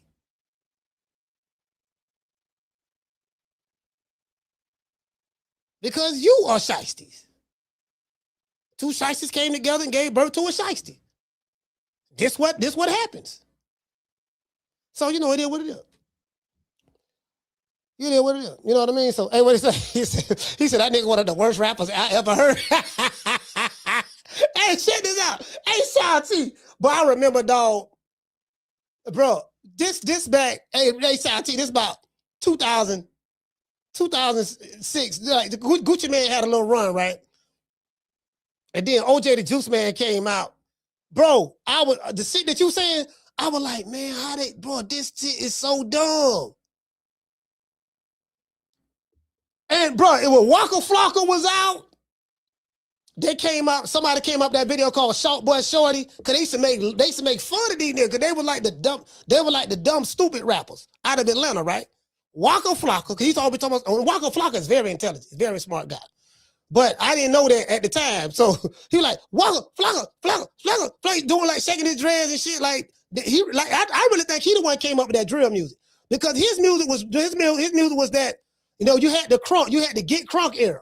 You had that crunk era with Lil Jon, and then of course you had the T.I. and the Jeezys and Gucci's and all that there. They had the little trap music. Well, the trap music really came from what that group is out of Atlanta, Georgia? No, they out of Decatur, Georgia. Was it Phil? Not Phil Mob. They out of Decatur. Ghetto Mafia came with the trap. That's who came with it. But anyway, and then after that, you had Waka Flocka came with Gucci, and then OJ the Jew Man. I used to laugh at this shit every day. But that shit was bumping. Motherfucker like that shit. I say OJ the Juice Man was worse than Gucci. You talking about you say he couldn't rap. OJ the Juice Man was worse than Gucci. But it was just like, man, you know what, dog? hey, bro, I was like, you know what, dog? It is what it is, man. Like, he was worse than Gucci, dog. He was worse than Gucci. But I used to like laugh so much at this old country ass shit. I don't even understand what the fuck this nigga saying. But the shit was bumping, and they liked it. I say, man, did they like the shit? I was like, man, I thought that nigga was trash. At that time, I said, man, this man is trash, bro. No lyrical content, but at that time in Atlanta, you ain't need no lyrics. It was just as long as you had the beat. As long as you had the beat, then I think Future came right after that. I think Future, I think Future came right after that because you had 2 Chainz, but he was with he was Titty Boy at the time. I forgot the group he was with, the other dude he was with. He came out with Paper Bag Boy, Duffel Bag Boy with Lil Wayne. I forgot who it was, but I get what you're saying on that. I remember those days. I'm saying all that to say this. I remember those days. I remember those days. What she said they had bangers. I was turned up in the club. Yeah, hey, Brandon, they did have bangers, though. That is true. Listen, I ain't like their lyrics at all. I said, what the hell is this nigga talking about? This was Fat Gucci. This one, Gucci had a double chin, and his stomach was sticking all out. He was talking about some bird, all that shit there. Man, bro, it was the most retarded. It was retarded. Like, if Rolly Romero was a rapper, put it this way. If Rolly Romero was a rapper, he would have fit right in that era. True. If Rolly Romero was a rapper, he would have fit right in that era right there. That stupid, fruity, retarded flow.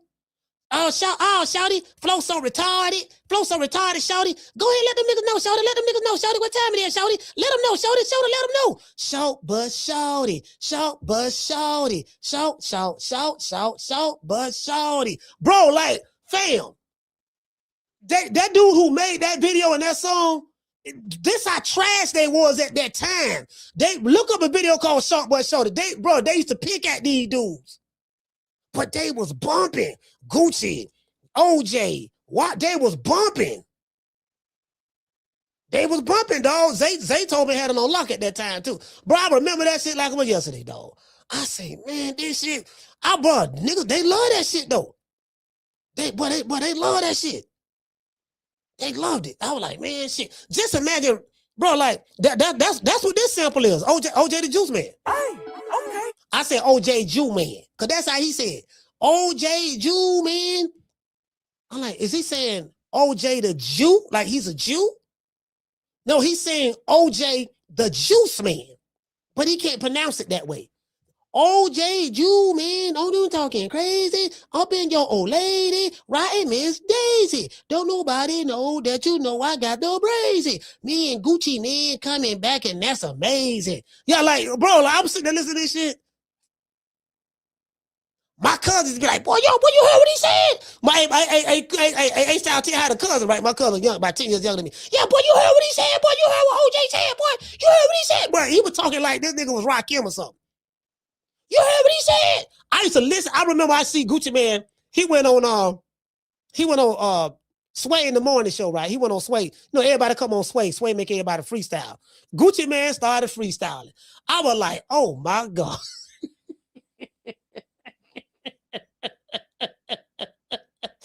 The men started freestyling, dog. Bro, I remember when they did, OJ the Juice Man did a show. I want to say it was in Detroit. I'm not sure. I want to say it was in Detroit. I could be wrong, but it was either Detroit or New York. It was somewhere. I'm like, my nigga, I can just tell my nigga, just by which geographical location that you doing the show at, they gonna boo your ass. I think he went to New York or Detroit. I'm not sure. They booed this nigga. Because he didn't have no stage play. He was just sitting there, you know what I mean? I'm bouncing, I'm booming, I'm sitting in the bay. Hey, he say, don't game me, but the rap game crazy. They call me OJ, and I'm deep up in your lady. And bro, they was booing this dude, bro. I was like, damn, this nigga. You know what I mean? Hey, hold on. That cool boy say, Gucci Man lemonade. Now, I ain't gonna lie. Brandy right. Gucci had some bangers. But it was Zaytoven, fam. The lemonade was fine. I ain't gonna lie. I did like the lemonade. But they tell you why you like the lemonade. You like the lemonade because of the beat and the hook. That's Zaytoven. That's Zaytoven, fam. You really like Zaytoven. That's who it is. You like Zaytoven. Yeah, Gucci came clean with that lemonade, though. He did came clean with that lemonade. Hey, shout out to the Natural. What did he say? He said, bro, this is hilarious. Man, hey, look here, man. This shit, just these niggas, man. Hey, I'm gonna have so much fun with this shit, bro. You have no idea. I'm gonna have so much fun with this shit. I'm gonna have so much fun with this shit, bro. Cause, like, bro, I've been wanting to talk about this shit. I'm gonna drop a lot of videos on this hip hop shit. I've been wanting to talk about this shit for a minute because I'm coming with a different perspective. Now, I'm gonna piss a lot of people off. I am. But I'm gonna piss them off with the truth. I got some hell of interviews coming up too. Some hell of interviews coming up for all you real niggas. I got some ex-real niggas that I'm doing interviews with. Some ex-real niggas. Get your idea of what you finna face. Yeah. They don't reach out to me and everything. They don't reach out to me and everything. They don't reach out to me and everything, dog. Dead ass is. I got some ex-real niggas that y'all can, that I'm finna be dropping content on. You get what I'm saying? So, shit. I probably interview my brother. He's a detective, so I can interview him if he want to do it. I don't know if he'll want to do it. I don't know if he'll want to do it though. I don't know if he'll want to do it, but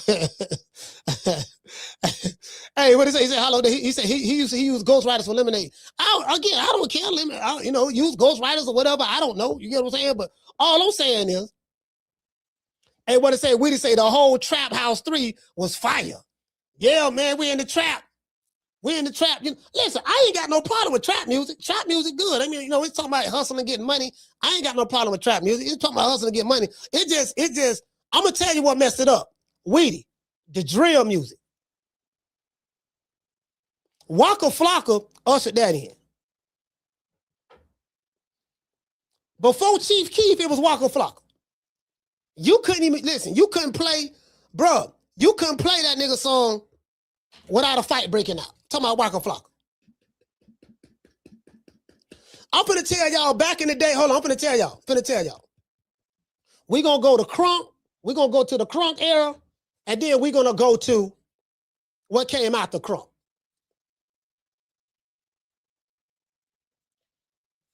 Certain songs you couldn't play in the club without a fight breaking out. Lil Jon, you played, Lil Jon had a bunch of them. B.I. was one. Hold on.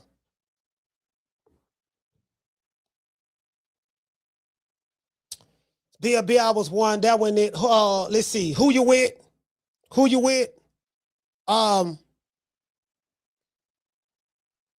What you gonna do with Too Short?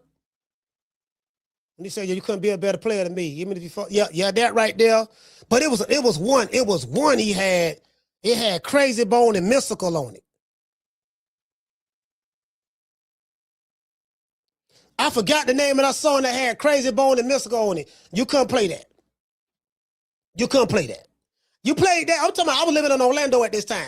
I was living in Orlando at this time. You played that? No, you couldn't play that. You couldn't play that. You couldn't play that.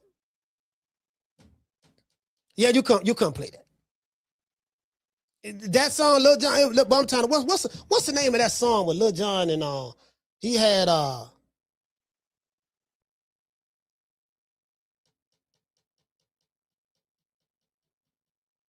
forgot the name of it. I forgot the name of it, bro.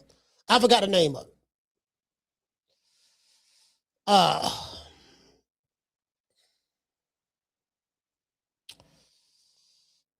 What did he say? He said that's not fight music. I'm telling you what was going on where I'm from. That's part of not fight music where you from. That's not fight music where you from. You know what I mean? You know, so you don't know what went on where I'm from. He said, yeah, I don't give a fuck. Yeah, that's the name of it. That's the name of that right there. That was another one. You couldn't play that in the club. I'm saying where I'm from, there was certain songs you couldn't play. I don't know what went on in Oakland. I don't know what went on in New York or whatever the case may be. I'm telling you where I'm from. You know, you couldn't, some shit you couldn't play. It's gonna be some shit. Niggas gonna act up, right? And then after that, I think Waka Flocka came, like after that, years later, whatever, right? And that was I think he ushered in the drill music. His stuff was it was just a whole nother, you get what I'm saying? High energy, you know, like, yeah, I remember that. I remember that. And then I remember, and then Chief Keef came after that. Chief Keef came. No, you had, What to Do? You had Trinidad James came out around that time. I like Trinidad. Trinidad was cool.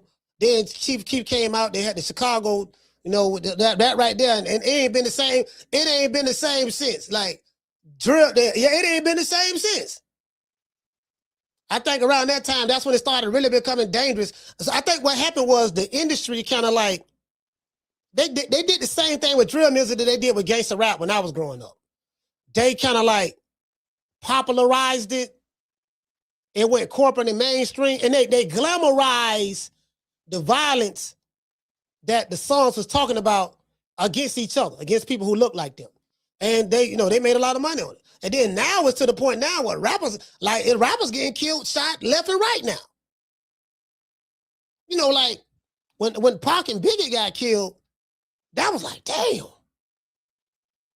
Did you get what I'm saying? That shit like, goddamn, Pac and Biggie, like Pac got killed. Pac was that huge at that time.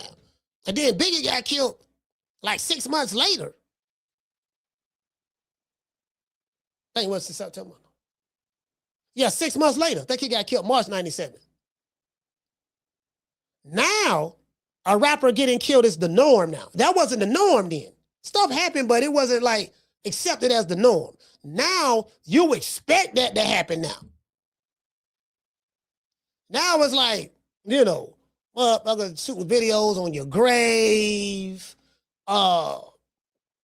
disrespecting the, you know, people who ain't here no more. That, you get what I'm saying? It was like, yeah, it's crazy. It's crazy. It's crazy. It's crazy. It's crazy. Yeah. It's definitely crazy. Yeah.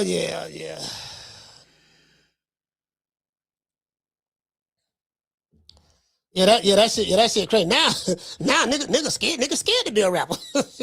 See, you ain't gotta worry about that with Drake. You got Drake. Drake gonna come on. You know, you got Drake, you know, you got let's see. The rapper, well, you got William Roberts, aka the rapper Rick Ross, not Ricky Ross. He said, I'm Ricky Ross. He said that on the Port of Miami. Oh, I'm just saying, you know, I'm the biggest boss, you know what I mean? We pushing that weight down 95, you know. I thought, I'm like, damn, I thought he was ready, you know, because, you know, Miami, I lived in Miami. I know Miami very well, got family down there. I'm like, well, I know a lot of get money dudes down there. The Zoes get money in Miami. The Cubans get money down in Miami. You know, just the regular Black American street dudes, they get money down them. Everybody got money in Miami because, you know, the money was plentiful. Like Miami, that's a hustling city. You cannot live in Miami and don't know how to hustle. That's one city you better have, because the cost of living is so high in Miami. And then Miami has been glamorized on shows like Love and Hip Hop and all of that. But they're not glamorizing Miami. They're glamorizing the other side of the bridge. They're glamorizing the other side of the bridge. If you ain't from down that way, you won't know what I'm talking about. The other side of the bridge is Miami Beach. Oh, y'all call it South Beach. That's where all the fugazi shit go on at. That's where all this go on at. So when you like the locals in Miami, they be like, oh yeah, no, you gotta take that shit on the other side of the bridge. Oh, he be over there. Like, ask anybody from Miami. They go to talk to the motherfucker. Like, yeah, man, he be over there on South Beach all the time. That's an insult. Like, when the motherfucker say that, that ain't no compliment right there. If you ain't from there, you wouldn't know that. That ain't no compliment. Yeah, he be over there on the other side of the bridge. You know what I mean? Because that's what go on over there. So, motherfucker be watching Trina and Trick and all them on Love and Hip Hop Miami. They're just showing the others. They're just showing South Beach. They're all over there. We finna go over here and hit all the stars. They show all the glamorous shit. You thinking, yeah, girl, I'm just finna go down to Miami, girl, and you see what I'm saying? I'm finna go hang out over there with Trick and them be at. They got all the stores and the glamorous life, and I'm pretty, I'm a baddie, and somebody finna see me and spend a bag on me because I look good. I'm like, yeah. Nah, that ain't it. True. Yeah, that ain't it, fam. That ain't it, fam. Shout out to Weedy. That ain't it, fam. That ain't it, fam. Like, girl, it's a whole lot of females that down here look like you. That's on that side. All of them got the same plan. All of them got the same plan. You tricking. If you ain't nothing wrong with you want to trick, get your money. I ain't knocking that at all. But all of them got the same plan. The dudes who got money that I know, they have options. And unfortunately, you with the baby hair and the long Boquisha eyelashes is not one of them. They got options. They have a higher class to choose from. There's a pecking order. Now, they may dibble and dab in the mud a little bit. It's obvious what you own, what you're about. Got to be careful, too, because sometimes some of the women down there set you up to get robbed. They used to do that heavy in the 80s. 80s and 90s, they do that heavy. Got to watch out for that, too. If you're not a local, you get caught up in the wrong spot, you get what I'm saying? And you thinking it's one thing, next thing you know, you're getting laid down. So you really gotta know how to maneuver when you go down there. Miami, a big city. You get what I'm saying? So you gotta know that. You gotta know that. Shout out to Yama. Yama say they for entertainment purposes. Yeah, pretty much for the most part. For the most part. For the most part. You get what I'm saying? Just, if you go down to Miami, just talk to them. Just go down to Miami, just talk to the locals. They'll tell you. Y'all don't see Miami. Y'all see South Beach. That ain't Miami. It's Miami, but it ain't Miami.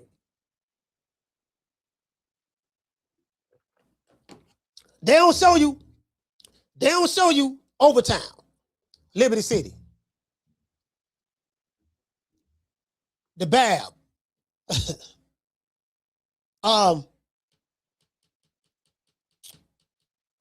Damn, what's the art district? Wynwood. Well, yeah, you see some Wynwood. You see some Wynwood. Lil Haiti. Opalaka. Carroll City. Then Miami Gardens, you know what I mean? Hialeah, which Hialeah is, they're expanding Hialeah. And then they don't never talk about down south, P. Ryan schools, Homestead. They don't never talk about that shit down there. You know what I mean? That's just out the way. Coral Gables. They may talk about Coral Gables every now and then, but yeah, I think when people talk about Miami, they just talk about what they see on Love and Hip Hop. Just the same thing in Atlanta. Like now, when they show Atlanta, they just show the good part. It was Midtown. I'm down in Midtown, girl. All the baddies. be down here and, all these black entrepreneurs down in Atlanta, everybody getting money. It's like a black mecca. Man, there's a whole lot of punks and scammers in Atlanta now. True.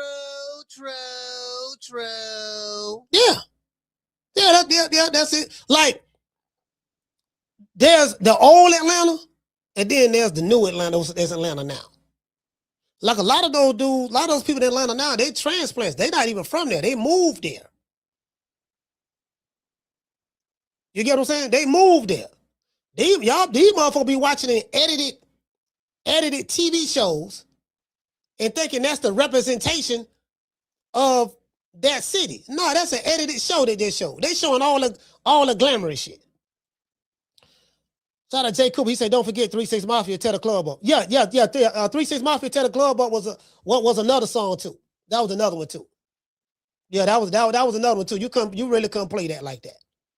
Depending on which club at. Like if you at a hood club, after hour spot, cause like Miami is a city that don't sleep. They pretty much up 24 hours. Very similar to New York. Like strip clubs don't close at like 5, 6 in the morning, something like that. You get what I'm saying? Miami ain't like, like some cities you go in, everything got to be shut down at 12. Or if you're in Orlando, the city shut down at 2 o'clock, 2 a.m. The nightlife, right? Miami, the nightlife, that shit from sun up, damn near the sun, put them up from sun up to sundown. Well, some down to sun up. Sun down to sun up. For the most part. That's pretty much it. Leave the club, then you can go to an after hour spot. You get what I'm saying?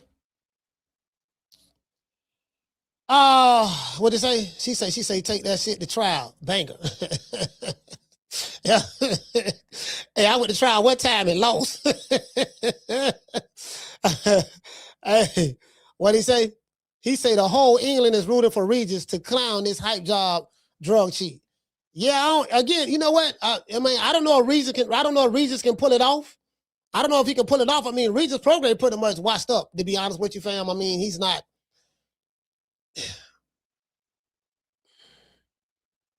I mean, he fought JoJo Diaz, but him and JoJo pretty much on the same level at this point. He looked real good in the first half of the fight with JoJo. JoJo, he couldn't knock him out. JoJo was kind of like started coming on late in the fight or whatever, but Regis did win. But again, I don't think highly of Conor Benn's skills from a boxing skill set standpoint. He do a lot of stuff wrong. So I don't know. I don't want to say that Regis Prograis is pretty much like ass out in this fight. I don't want to say that because Conor Benn is not the greatest boxer in the world. Really, his name is big because of his father. He's a Ben. And then he fought Chris Eubank twice at a catchweight, right? And Chris Eubank beat him the first time. The second time he beat Chris Eubank. So that's it. So I really don't, I got to see him in there like with a live dog. Like I want to see him in there with a Boots Ennis. I want to see him in there with a Virgil Ortiz. I want to see him in there, well, hell, even a Ryan Garcia or a Devin Haney. I need to see him in there with some live dogs. You get what I'm saying? Not no catnip. I need to see him in there with some live dogs so we can see, you know what I mean? Can you fight like your daddy? That's what do you have the skills that your daddy have? That's all I'm saying. He said I went to South Beach and had a good time in Miami. I bet you did. You went to South Beach.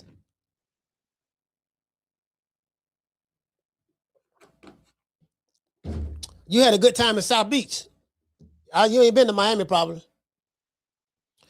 Even though Miami is in the city limits, it is Miami, to be fair. But you don't understand what I'm saying. And if you come down and you got a chance to talk to the locals, be in the cities and stuff like that, talk to the people, on the other side of the bridge, you'll get it. You'll get it. What is that? Y'all gonna say England got the most loyal boxing fans in the world? I mean, Hey, what you say? Akila say Regis got hurt that JoJo Diaz fight. Yes, he did. Yes, he did. I mean, I will say this. I think from a skill set standpoint, Regis Prograis, stylistic. You know what? I'm gonna tell you. Styles make fights. I just think stylistically, like if you look at the odds, I looked at the odds. Regis Prograis was like a 20-1 favorite Matter, let me look this up. Let me see. Let's look up the odds.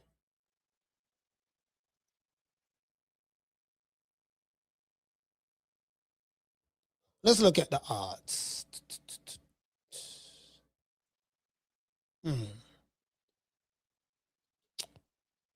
Hold on, let me see. Let's see. Benn versus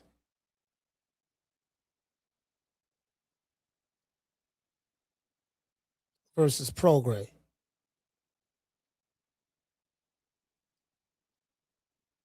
Odds. Benn versus Prograis odds. Let's see. It say Conor Benn is a minus 1250 to 1700 favorite. Regis Prograis, that's the money line. Regis Prograis is a plus 750 to 1150. No, sorry about that. Plus 750 to plus 1100 underdog. Money line. So if you put 100 on Regis Prograis, if he win, you can win $750 money line, or you can win $1,100, depending on which, because depending on who you bet with, their odds is different. I'm trying to figure out, and they got him a heavily favored to win by KO or TKO. Because Regis Prograis is what, 30? I think he's 37 years old. They have him favored to win by KO or TKO. So, I'm like, yeah, you get what I'm saying?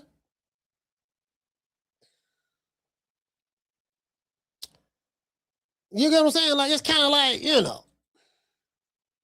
it's kind of like,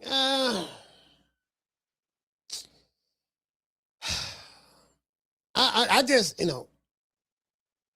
I'm not impressed with neither one of them, to be honest with you. You know what I mean? But I don't know. I mean, Regis Prograis, both of them don't weigh in. I think they fight this fight at a catch weight of 150.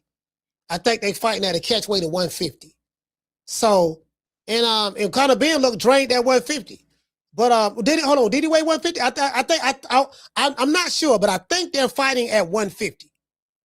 They came in weighing a little under 150. So, I mean, fighting on the undercard. I didn't even know there was a fight this weekend. I just so happened to be on X, and I always go to Ring. I always look at Ring when I'm on X, and I saw, oh shit, Tyson Fury fighting some dude. I forgot the dude he fighting. And then they showed like a little face off or whatever. Then they showed Regis Prograis and Conor Benn. And I said, well, you know what? Ain't nobody talking about the American Regis Prograis. Cause I just want to show y'all like I know what move the needle. Like certain headlines and topics I come up with, I already know what the number's gonna look like before I even do it. But I do it anyways because we want to cover the boxing and stuff like that. But I didn't realize that Fury and I didn't know they was fighting tomorrow, bro. So I didn't know, bro. I didn't know. I wasn't really in the loop like that. You know what I mean? Because I was under the impression that Regis Prograis and Conor Benn was going to, because Conor Benn signed the Zuffa Boxing. So I'm trying to figure out, it is what it is.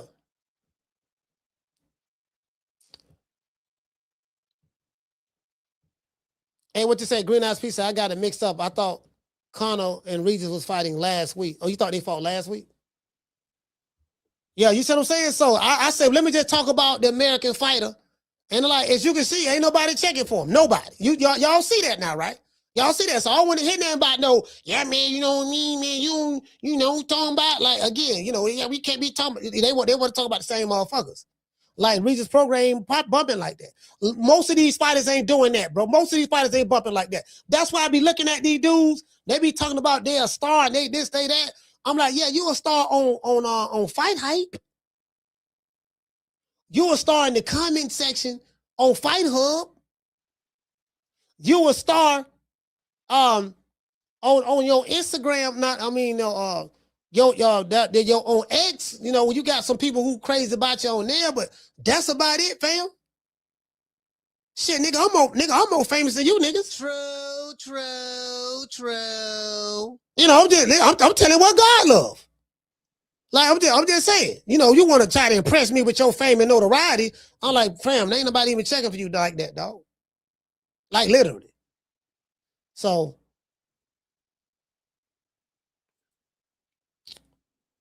yeah, man.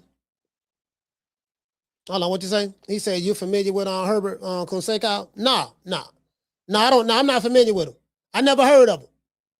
Never heard of Herbert Conseca. Never heard of him. Never heard of him. I will honestly say this. 90% of these fighters that's fighting in America today, I ain't heard of them. Haven't heard of them. I just am not. Just being honest with you. And I'm not even, you know what I mean? He said, Coach, what's the best betting platform? I have no idea, bro. I'm not a gambler, so, you know, I bet head up every now and then, but I couldn't tell you, fam. I'm such a gambling novice. I can't tell you. I told the other people who know how to gamble, and they educate me on, okay, coach, do you think the fight gonna go 12? No, I don't think it's gonna go 12. Okay, don't bet on the money line then. Bet on this. Which round you think you're gonna knock them out in? Because you get more money this way. Like, you know, I have people educate me on that. I'm not, you know.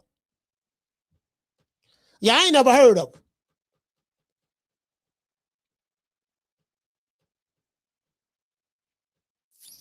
You say Herbert Conseca. I ain't never heard of Herbert Conseca. I heard of the Conseca who fought. I think he fought Shakur Stevenson. I heard of Robson Conseca. Robson Conseca, I heard of him. I've heard of Robson Conseca.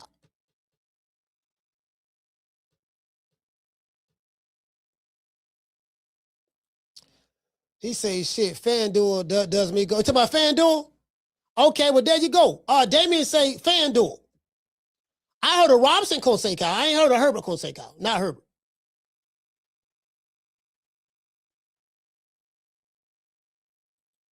What you say? He's the natural said. You said Robson Conseca?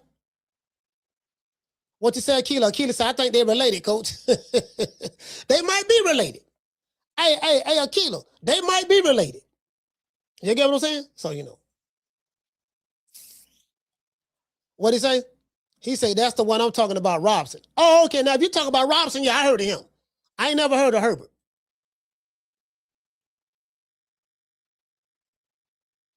Yamas say he ain't never, we say me neither. He said he won a gold medal for Brazil in the middleweight. Yeah, I know. Guess what? Hey, Yamas, I ain't know nothing about him till you said so, fam. Like for real, brother. What'd you say? He say it's all the same. Look for the best odds.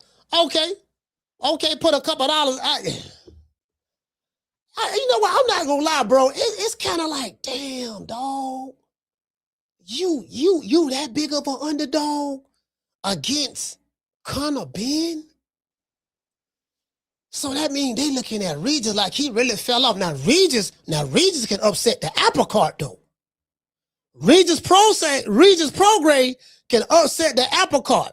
He fuck around and pull off this upset and beat Conor. They fighting in the UK. Hey, you know what? Hey, Green Eyes Pete, let me ask you a question. Is Frank Warren, does he have anything to do with this fight? Because let me ask you this. Who's promoting this fight? Because Conor Benn got a contract with Zuffa, but he having a fight on the undercard of Fury. Who's promoting this fight? That's what I want to know. He said, remember the odds reflect public's picks. The UK supports their fighters, coach. Yeah. I believe that. I believe that. The UK do support their fighters. They're not going to bet against Conor Benn over no Regis Prograis, I don't think. No, Regis Prograis, he a Yankee.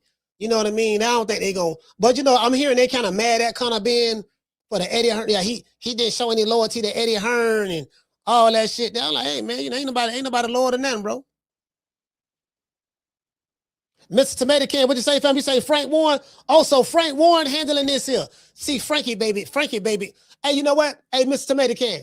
Frankie baby got the UK on lock. Frankie baby got the UK on lock when it comes to the heavyweights. Hey, Tomato Can. Frankie baby. I call Frank Warren Frankie baby. Frankie baby. They call them old fish eyes over there. Old fish eyes, fish eye fool. What's going on, fish eyes?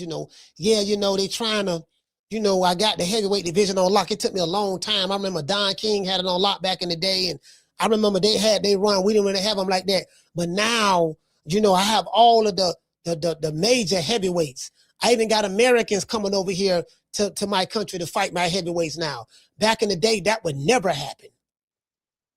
Tyson Fury had to come to America and establish himself over there. And now, the Americans have to come to over here to establish themselves because they got it on lock.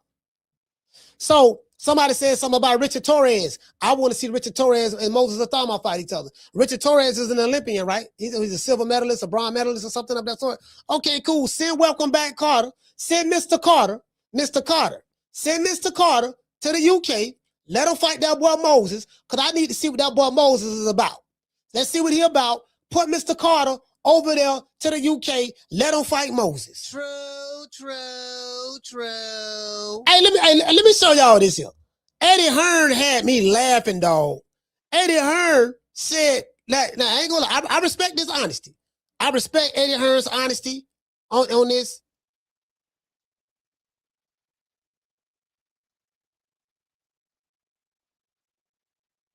Hold on. I respect, hold on. What? Oh, I didn't send no nigga no friend request. Who the fuck is this nigga? Oh, that's my homie. Oh, okay, that's my homie Lonnie. Oh, okay, okay. See, I don't send niggas friend request. All right, okay, that's Lonnie. Okay. All right, hold on, let me see. Damn, what was that? Damn, I forgot what I was looking for. Oh, Eddie Hearn. My bad, Eddie Hearn. What? Yeah. Yeah. Came outside today. Water on water. Wherever you want to play, talk on. Real nigga though. Real. Shout out to them real niggas out there, man. Them crash dummies. I mean, not the real niggas, the crash. He say, push out, look there. Yeah. See this what you like. See this what they like right here. I like, because one thing about me, I'm never gonna push the ignorant shit. Never gonna push the ignorant shit. I'm always push the real. And I don't care nothing about popular opinion.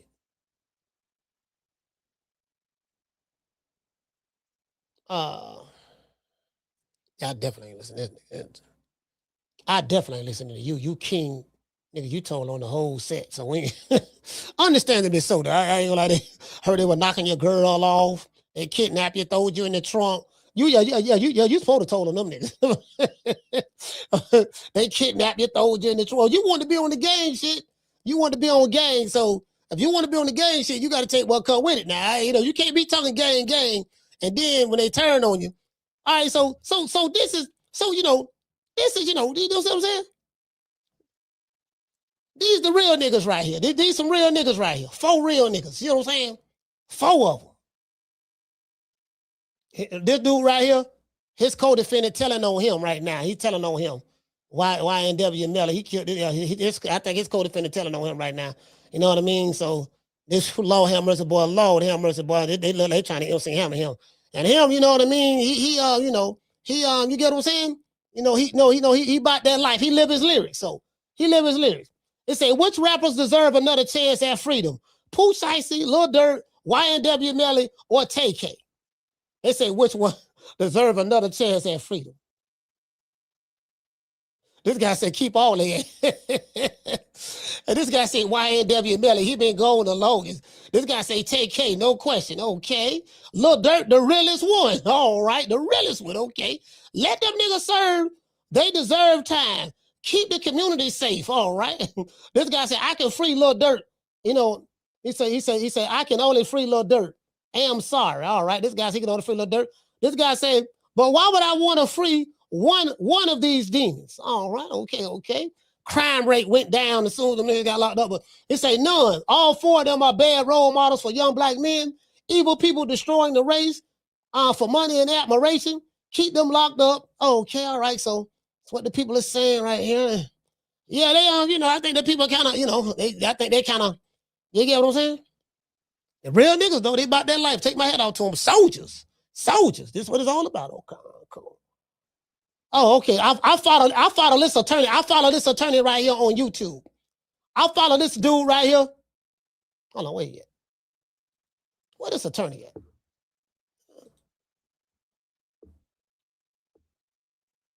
Where the attorney at? Honey, this okay, Christian Rock.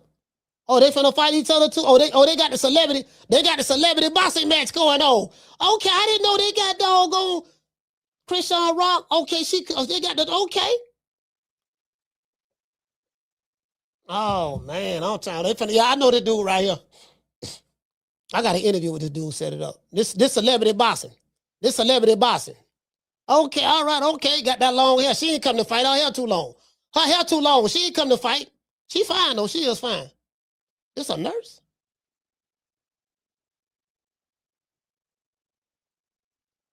Well, okay. Where is well,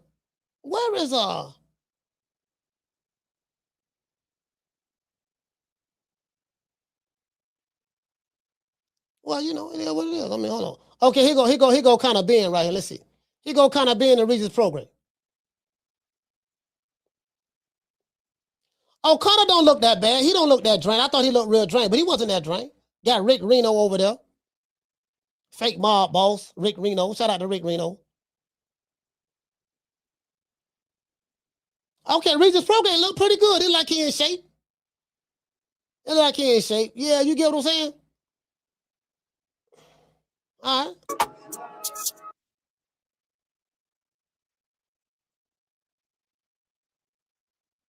Yeah, you get what I'm saying? Yeah. Conor Benn don't look like he how they been born him? He look kind of, you know, I'm just looking at the body language, right? Hold on, let me see. Had they been born him in the UK, he don't look excited or nothing. Well, probably because he had to cut weight. That have a lot to do with it. Ain't nobody really excited when ain't nobody really excited when they cutting weight. I wonder what the reception like over there in the UK.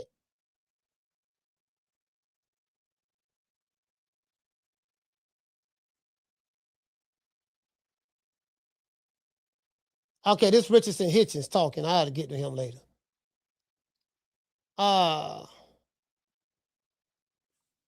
What? Oh man. Oh, hold on. Hey, Yamas, I don't know if you seen this right here. I'm on X right now. I like looking at X. It say Floyd Mayweather. I don't know if this fake news or not. I don't know if this fake news, but I seriously doubt it. He say Floyd Mayweather hit with a $7.3 million IRS lien despite earning over $1 billion. You know what I mean? In his career, government cites unpaid taxes from 2018 and 2023 as the boxer quietly sells off mansions and his private jet. Floyd don't sold off the mansion and the private jet? No, man. No, not Floyd. No, hey, Yamas, you saw this, Yamas? No, I know Floyd ain't. No, fam. No, not Mr. Billy. How in 36 months, of course, with one of my new investments, I would be making $300 million a month. But what investment is that? Just in real estate. I agree. Got you. And I'm heavy in real estate. I'm real heavy in real estate. Even though, you know, I got my own liquid, and if that means cash for those, I break it down in layman's terms. Even though I got a lot of cash, OPM. Okay. OPM. You don't always have to use your money. That's why it's very important for y'all to make sure y'all keep y'all credit right. Talk to us about very important. Yeah, man, look here, boy. Hey, listen. For a dude who ain't having money problems, he showed, but it's a whole lot of shit that's happening to him that go through that happen with people who have money problems. True. Nigga, please. For a nigga who ain't got no money problem, he showing up going through shit that like niggas who have money problems. Yeah.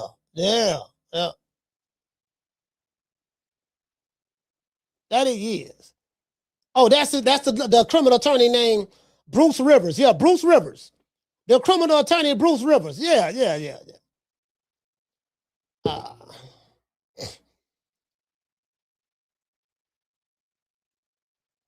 Man. Bruce Rivers, so he say, think Butter finna get 30, huh? Think he finna get 30? That's a real nigga, dog. He doing 30. That's what I'm talking about. 30. Do them 30, dog, like a real no soldier. You get what I'm saying?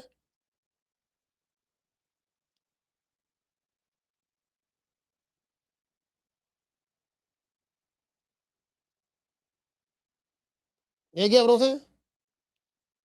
The soldier. That's what I'm talking about. Just, you feel me?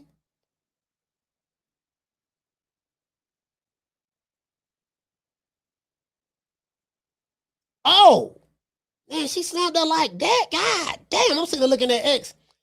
Hey, boy, hey, somebody need to test this girl here strong. Y'all see this here? This girl right here. God damn. Boy, I ain't never seen nothing like that. Hey, see the girl over here, the girl like, God, hey, look how he knows. Hey, fam, look right here. Look at the back right here. Look at the back right here, how they look. Look at this shit right here. And look at this girl right here. She like, whoa, look how this girl sitting down looking. Look how this chick looking right here. Look how this coach looking and look how he looking. Like, God damn. And then he gonna nudge Buddy. You saw that? God, yeah, we got to test her. Hold on. Matter of fact, but she might be on that sniggity snack. That might be that sniggity. You got snack and you got sniggity snack. But it's a nice little honey dip right here. What this honey dip is right here? I'm looking at the honey dips. Y'all want to see what I'm looking at? See a little honey dip right here. You got my pen for real. That's why you grabbed it in the IV class like that. Shaped like a number 8. Period. Titties real look fake, but they are fake. Oh, God, that's a nurse? Oh, man, God. I don't like the way she talking, dog. Hold on. We got Edgar Berlanga right here. Hold on. We got the Puerto Rican assassin. Y'all see my dog, the Puerto Rican assassin right here, to man. Start their careers. In fact, almost every professional boxer ever is built that way. Almost all of them in the beginning. Well, how come no one else has scored 16 straight to start their careers, right? I mean, I can name you fighters. I won't, but I can if you ask. There's none. Who had, I'm saying who went to 50-0, 53-0, right? And you know why they got to that, right? But who has scored 16 straight in the first round? Watching it on ESPN, I was part of those broadcasts from the studio sometimes. It's comical, actually, like he's going to get another guy out in the first round. So that captured the public's imagination. Then, of course, he gets matched tougher. Well, as you get matched tougher, the knockouts will slow down. This goes for everyone ever, just about, right? But in Edgar's case, he really was the victim of his own success. He had almost no by his 17th fight, he had virtually no professional experience, right? How many rounds had he actually fought? So now he's being put in tougher. He has to figure it out on the fly, and it doesn't look the same. And then eventually gets the shot at Canelo Alvarez and goes the distance with Canelo. That's very hard to do, especially for aggressive fighters, because people think of Canelo later in his career as a seek and destroy guy. Canelo. Hey, boy, he landed on. Hey, bro. Hey, Bex. Yeah, man, see, who gonna knock out 60 cans like you did, dog? You see what I'm saying? And yeah, that's very hard to do. I'm like, man, this man was fighting cans. True. Nigga fighting niggas working at the Goodwill. He taking dudes pulling a double shelf off the Goodwill. They fought the dude that just got out of prison. What the Puerto Rican dude that got out of prison? Edgar Berlanga knocked him out in Puerto Rico. No, he knocked him out in Orlando right before he got knocked out by. It was the fight he had before the Hamza Shiraz fight. Man, this man's fighting doggone taxi cab drivers and Amazon delivery workers. Come on, fam. 16, man, but top rate. They gave him that top rate special. Bob like, look here, kid. Give you 16 cans. We're trying to promote you as the next Tito Trinidad. Boy, or the next Miguel Cotto, or the next Rafael Gomez or Wilfred Benitez. We're trying to, and I'm telling you, kid, if you follow my lead, and then they was finding niggas, dudes from under the bridge, homeless people from Puerto Rico, finding dudes from the homeless shelter. He was knocking them out. And then Edgar Berlanga started to believe that shit. He really started to believe he was that guy. Is one of the great counterpunchers of all time. So if you have an aggressive style, that can really bite you against Canelo. Edgar went the distance with him. And that shows something that you can't show from the first round knockouts. It shows a level of character. So that's Edgar Berlanga. It shows a level of character because he went 12 rounds with Canelo. Boy, he landed on kind of thick, boy. He landed on kind of thick. And I think now the question is the seek and destroy guy still in there who can get everybody out of there? And that's going to be interesting to watch. Richardson Hitchens was the kind of prospect that early in their careers, it's hard to tell who's going to rise to what level, because a lot of guys are fast. A lot of guys have good amateur backgrounds. A lot of guys have a good jab and look like they can do different things and have a certain level of athletic ability. You need to see them as they get matched tougher to see who actually rises, who has the subtle skill, who has the bag that's deep enough that when the opponents make adjustments, they readjust. And what he's done in his last several outings is show that. Man. Hey, Jamie. Man, boy, he landed on thick, ain't he? Hey, Jamie. Boy, he landed on thick. Boy, goddamn, dog. Boy, he landed on thick, dog. Fam. Jamie, I know you hear this shit, bro. Hey, boy, he landed on thick. Boy, he landed on thick, boy. Man, this don't make no sense. And boy, this right, boy. You know what? I ain't got nothing to say, dog. I ain't got nothing to say, dog. I'ma just leave it at that. I'ma just keep this one in the cut. Show that he is not just a good fighter, he's a very good fighter. He's an elite fighter. And now the question is, can he become a great fighter? And that's what we're going to find out at Zuffa. Man, all right. You know what? I know y'all gonna think I'm gonna beat y'all, man. Coach tripping, man. They gonna coach, man. Yep. This real news. They talking about Floyd. Floyd got hit with a tax lien. Oh, he got money problems. But let these niggas on YouTube tell it, y'all just hate. He ain't got no money problems. No, he got money problem, dog. Lord have mercy. I'm trying to tell you, boy. Oh, Lord, that night little kick, Lord. Boy, y'all ain't seen this here? Boy, I need to sign them to Nick Sack Promotions. But it's a real fight right here. They letting it go. They throwing hands right here, nigga. What's happening? Oh, Lord, big boy, like, nigga, come here. Oh, Lord, have mercy. The trap count, okay. He said, come on, hack up, Lord, lift him off the ground. They got weight classes for a reason, young man. You too light in the ass. You too light. He too big for you, dog. You too big for you. Too light in the ass. They throwing kicks and everything. Yeah, you too small, dog. You got hard though. You got hard. I ain't gonna lie, you got hard. I take my hat off to you. He got hard now, but he want a bump. That's his mama. Mama said, get your ass on over here. Like, okay, he fighting. Okay. That's what I'm talking about. They squabbling. And guess what? Ain't nobody talking about going to get no pistol. Ain't nobody talking about going to get no pistol. They just gonna throw hands, may the best man win, and we just gonna charge that to the game. We'll do a rematch if need be. But you know what I'm saying? Buddy, you know, he's small, but he letting his hands go.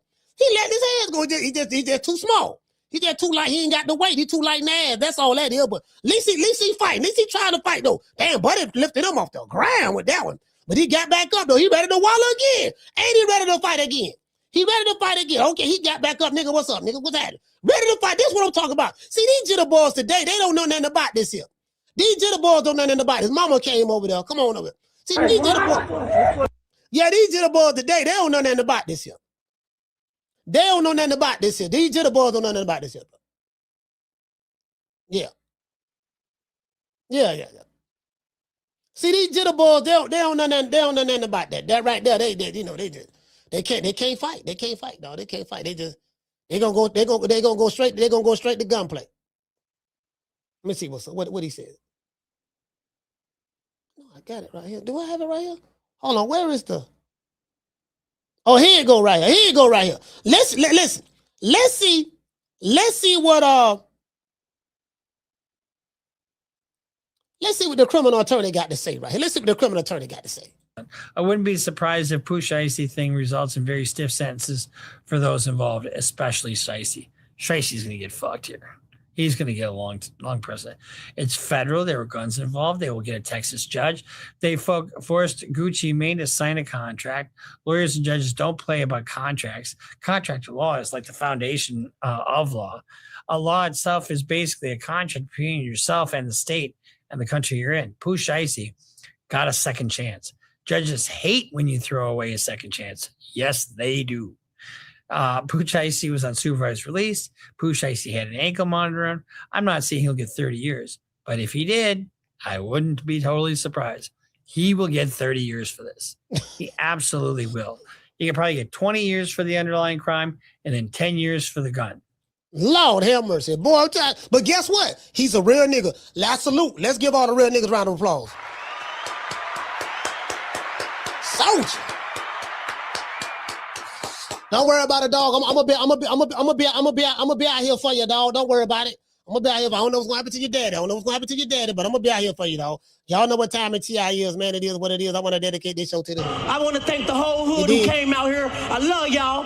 I did this for the hood. Y'all know I beat that boy.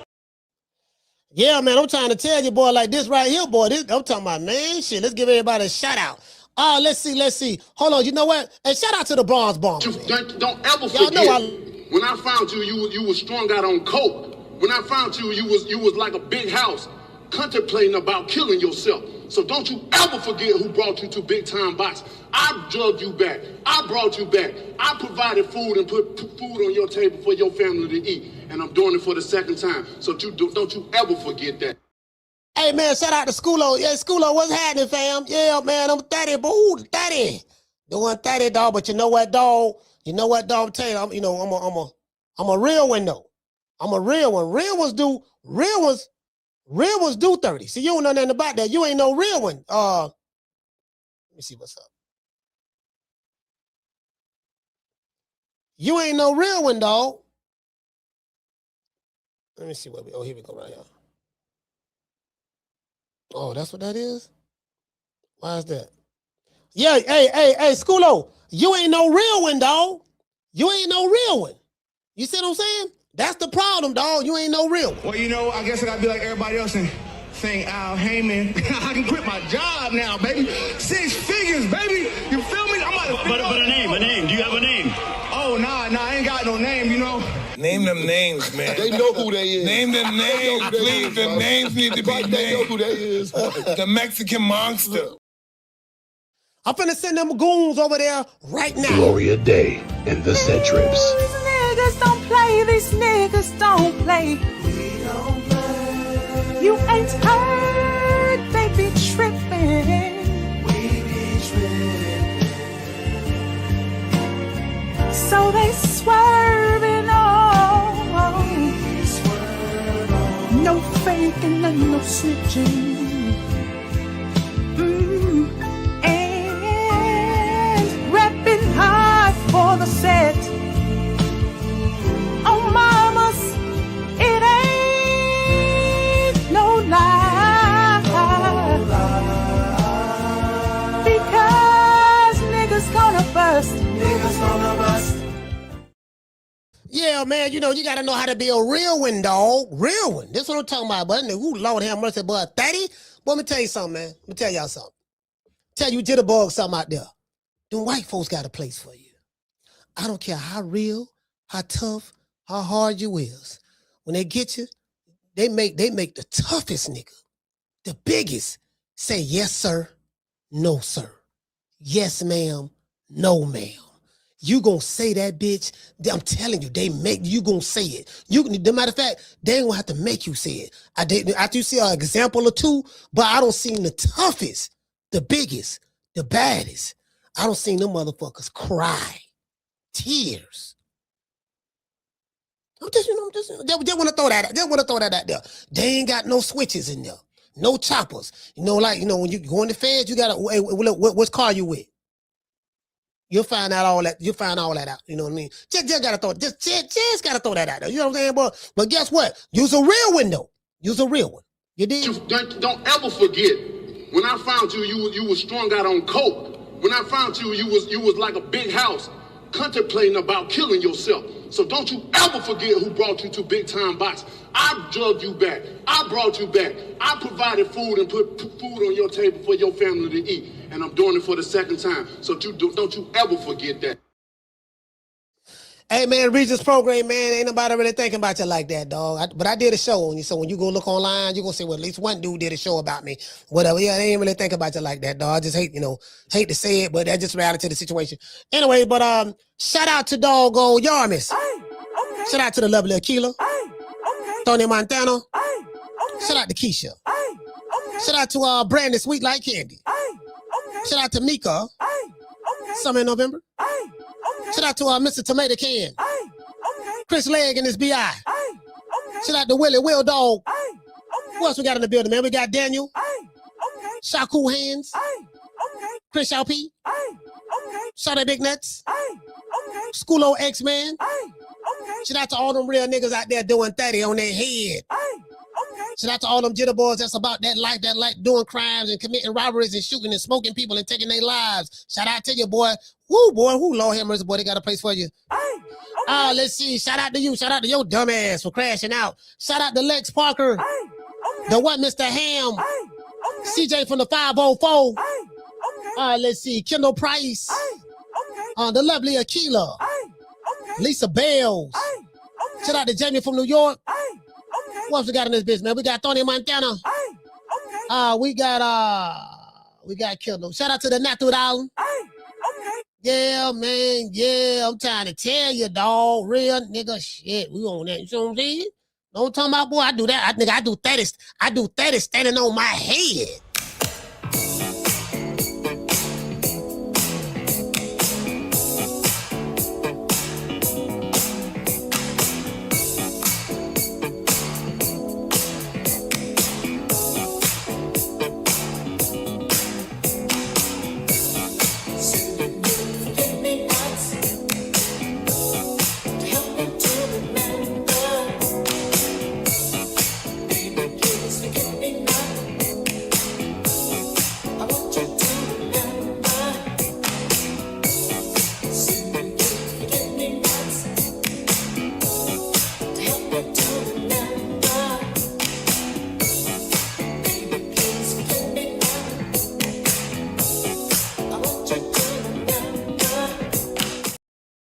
Yeah, man, it is what it is, man. Shout out to everybody in the chat, man. Much love. I hope any young fella run across this podcast. I'm going to be covering more topics like this on videos, not necessarily in shows, but in videos. I'm going to be dropping more videos, content about this here. Because I've been talking to my main man out of H-Town, my main man, Big Ant, the spokesman of Urban Politicians TV.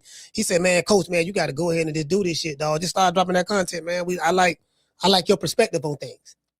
He said, you might piss some people off, but you know, that seemed to be what you do. So, you know what I mean? I said, yeah, you know what I mean? So I'm going to take a cue from a young brother out there in H-Town, Urban. Shout out to my main man, Big Ant, the spokesman. Yeah, you know what I mean? Like, I just, I got to give him a different perspective on it. I got some guys I'm going to be interviewing that's really been there, done that, did 20, 30 years. You know, I interviewed one nigga did 30 years at Melvin Farmer. That interview got almost 200,000 views or something like that. You know, because he beefing with Charleston White, so you know what I mean? Melvin did 30 years in prison. 30. Melvin Farmer. The founder of the 8 Trey Crips. That guy did, you know what I mean? So I got to get Ayatollah Mob. You know, just the guys who, hey man, just talk to the jitterbugs, man. I mean, I know it ain't gonna work. I know they ain't gonna listen. They gonna crash out anyways. But just life in the penitentiary. We get to tell some war stories. Shout out to the one, Mr. Ham. Jamie from New York. Akila, and everyone else in the chat that I may have forgotten. I catch you guys on the next one. You know my motto, don't meet me there, beat me there. Peace. Man, I'm out of here, bro. Let's go. Man, I'm out of here, bro. Let's go.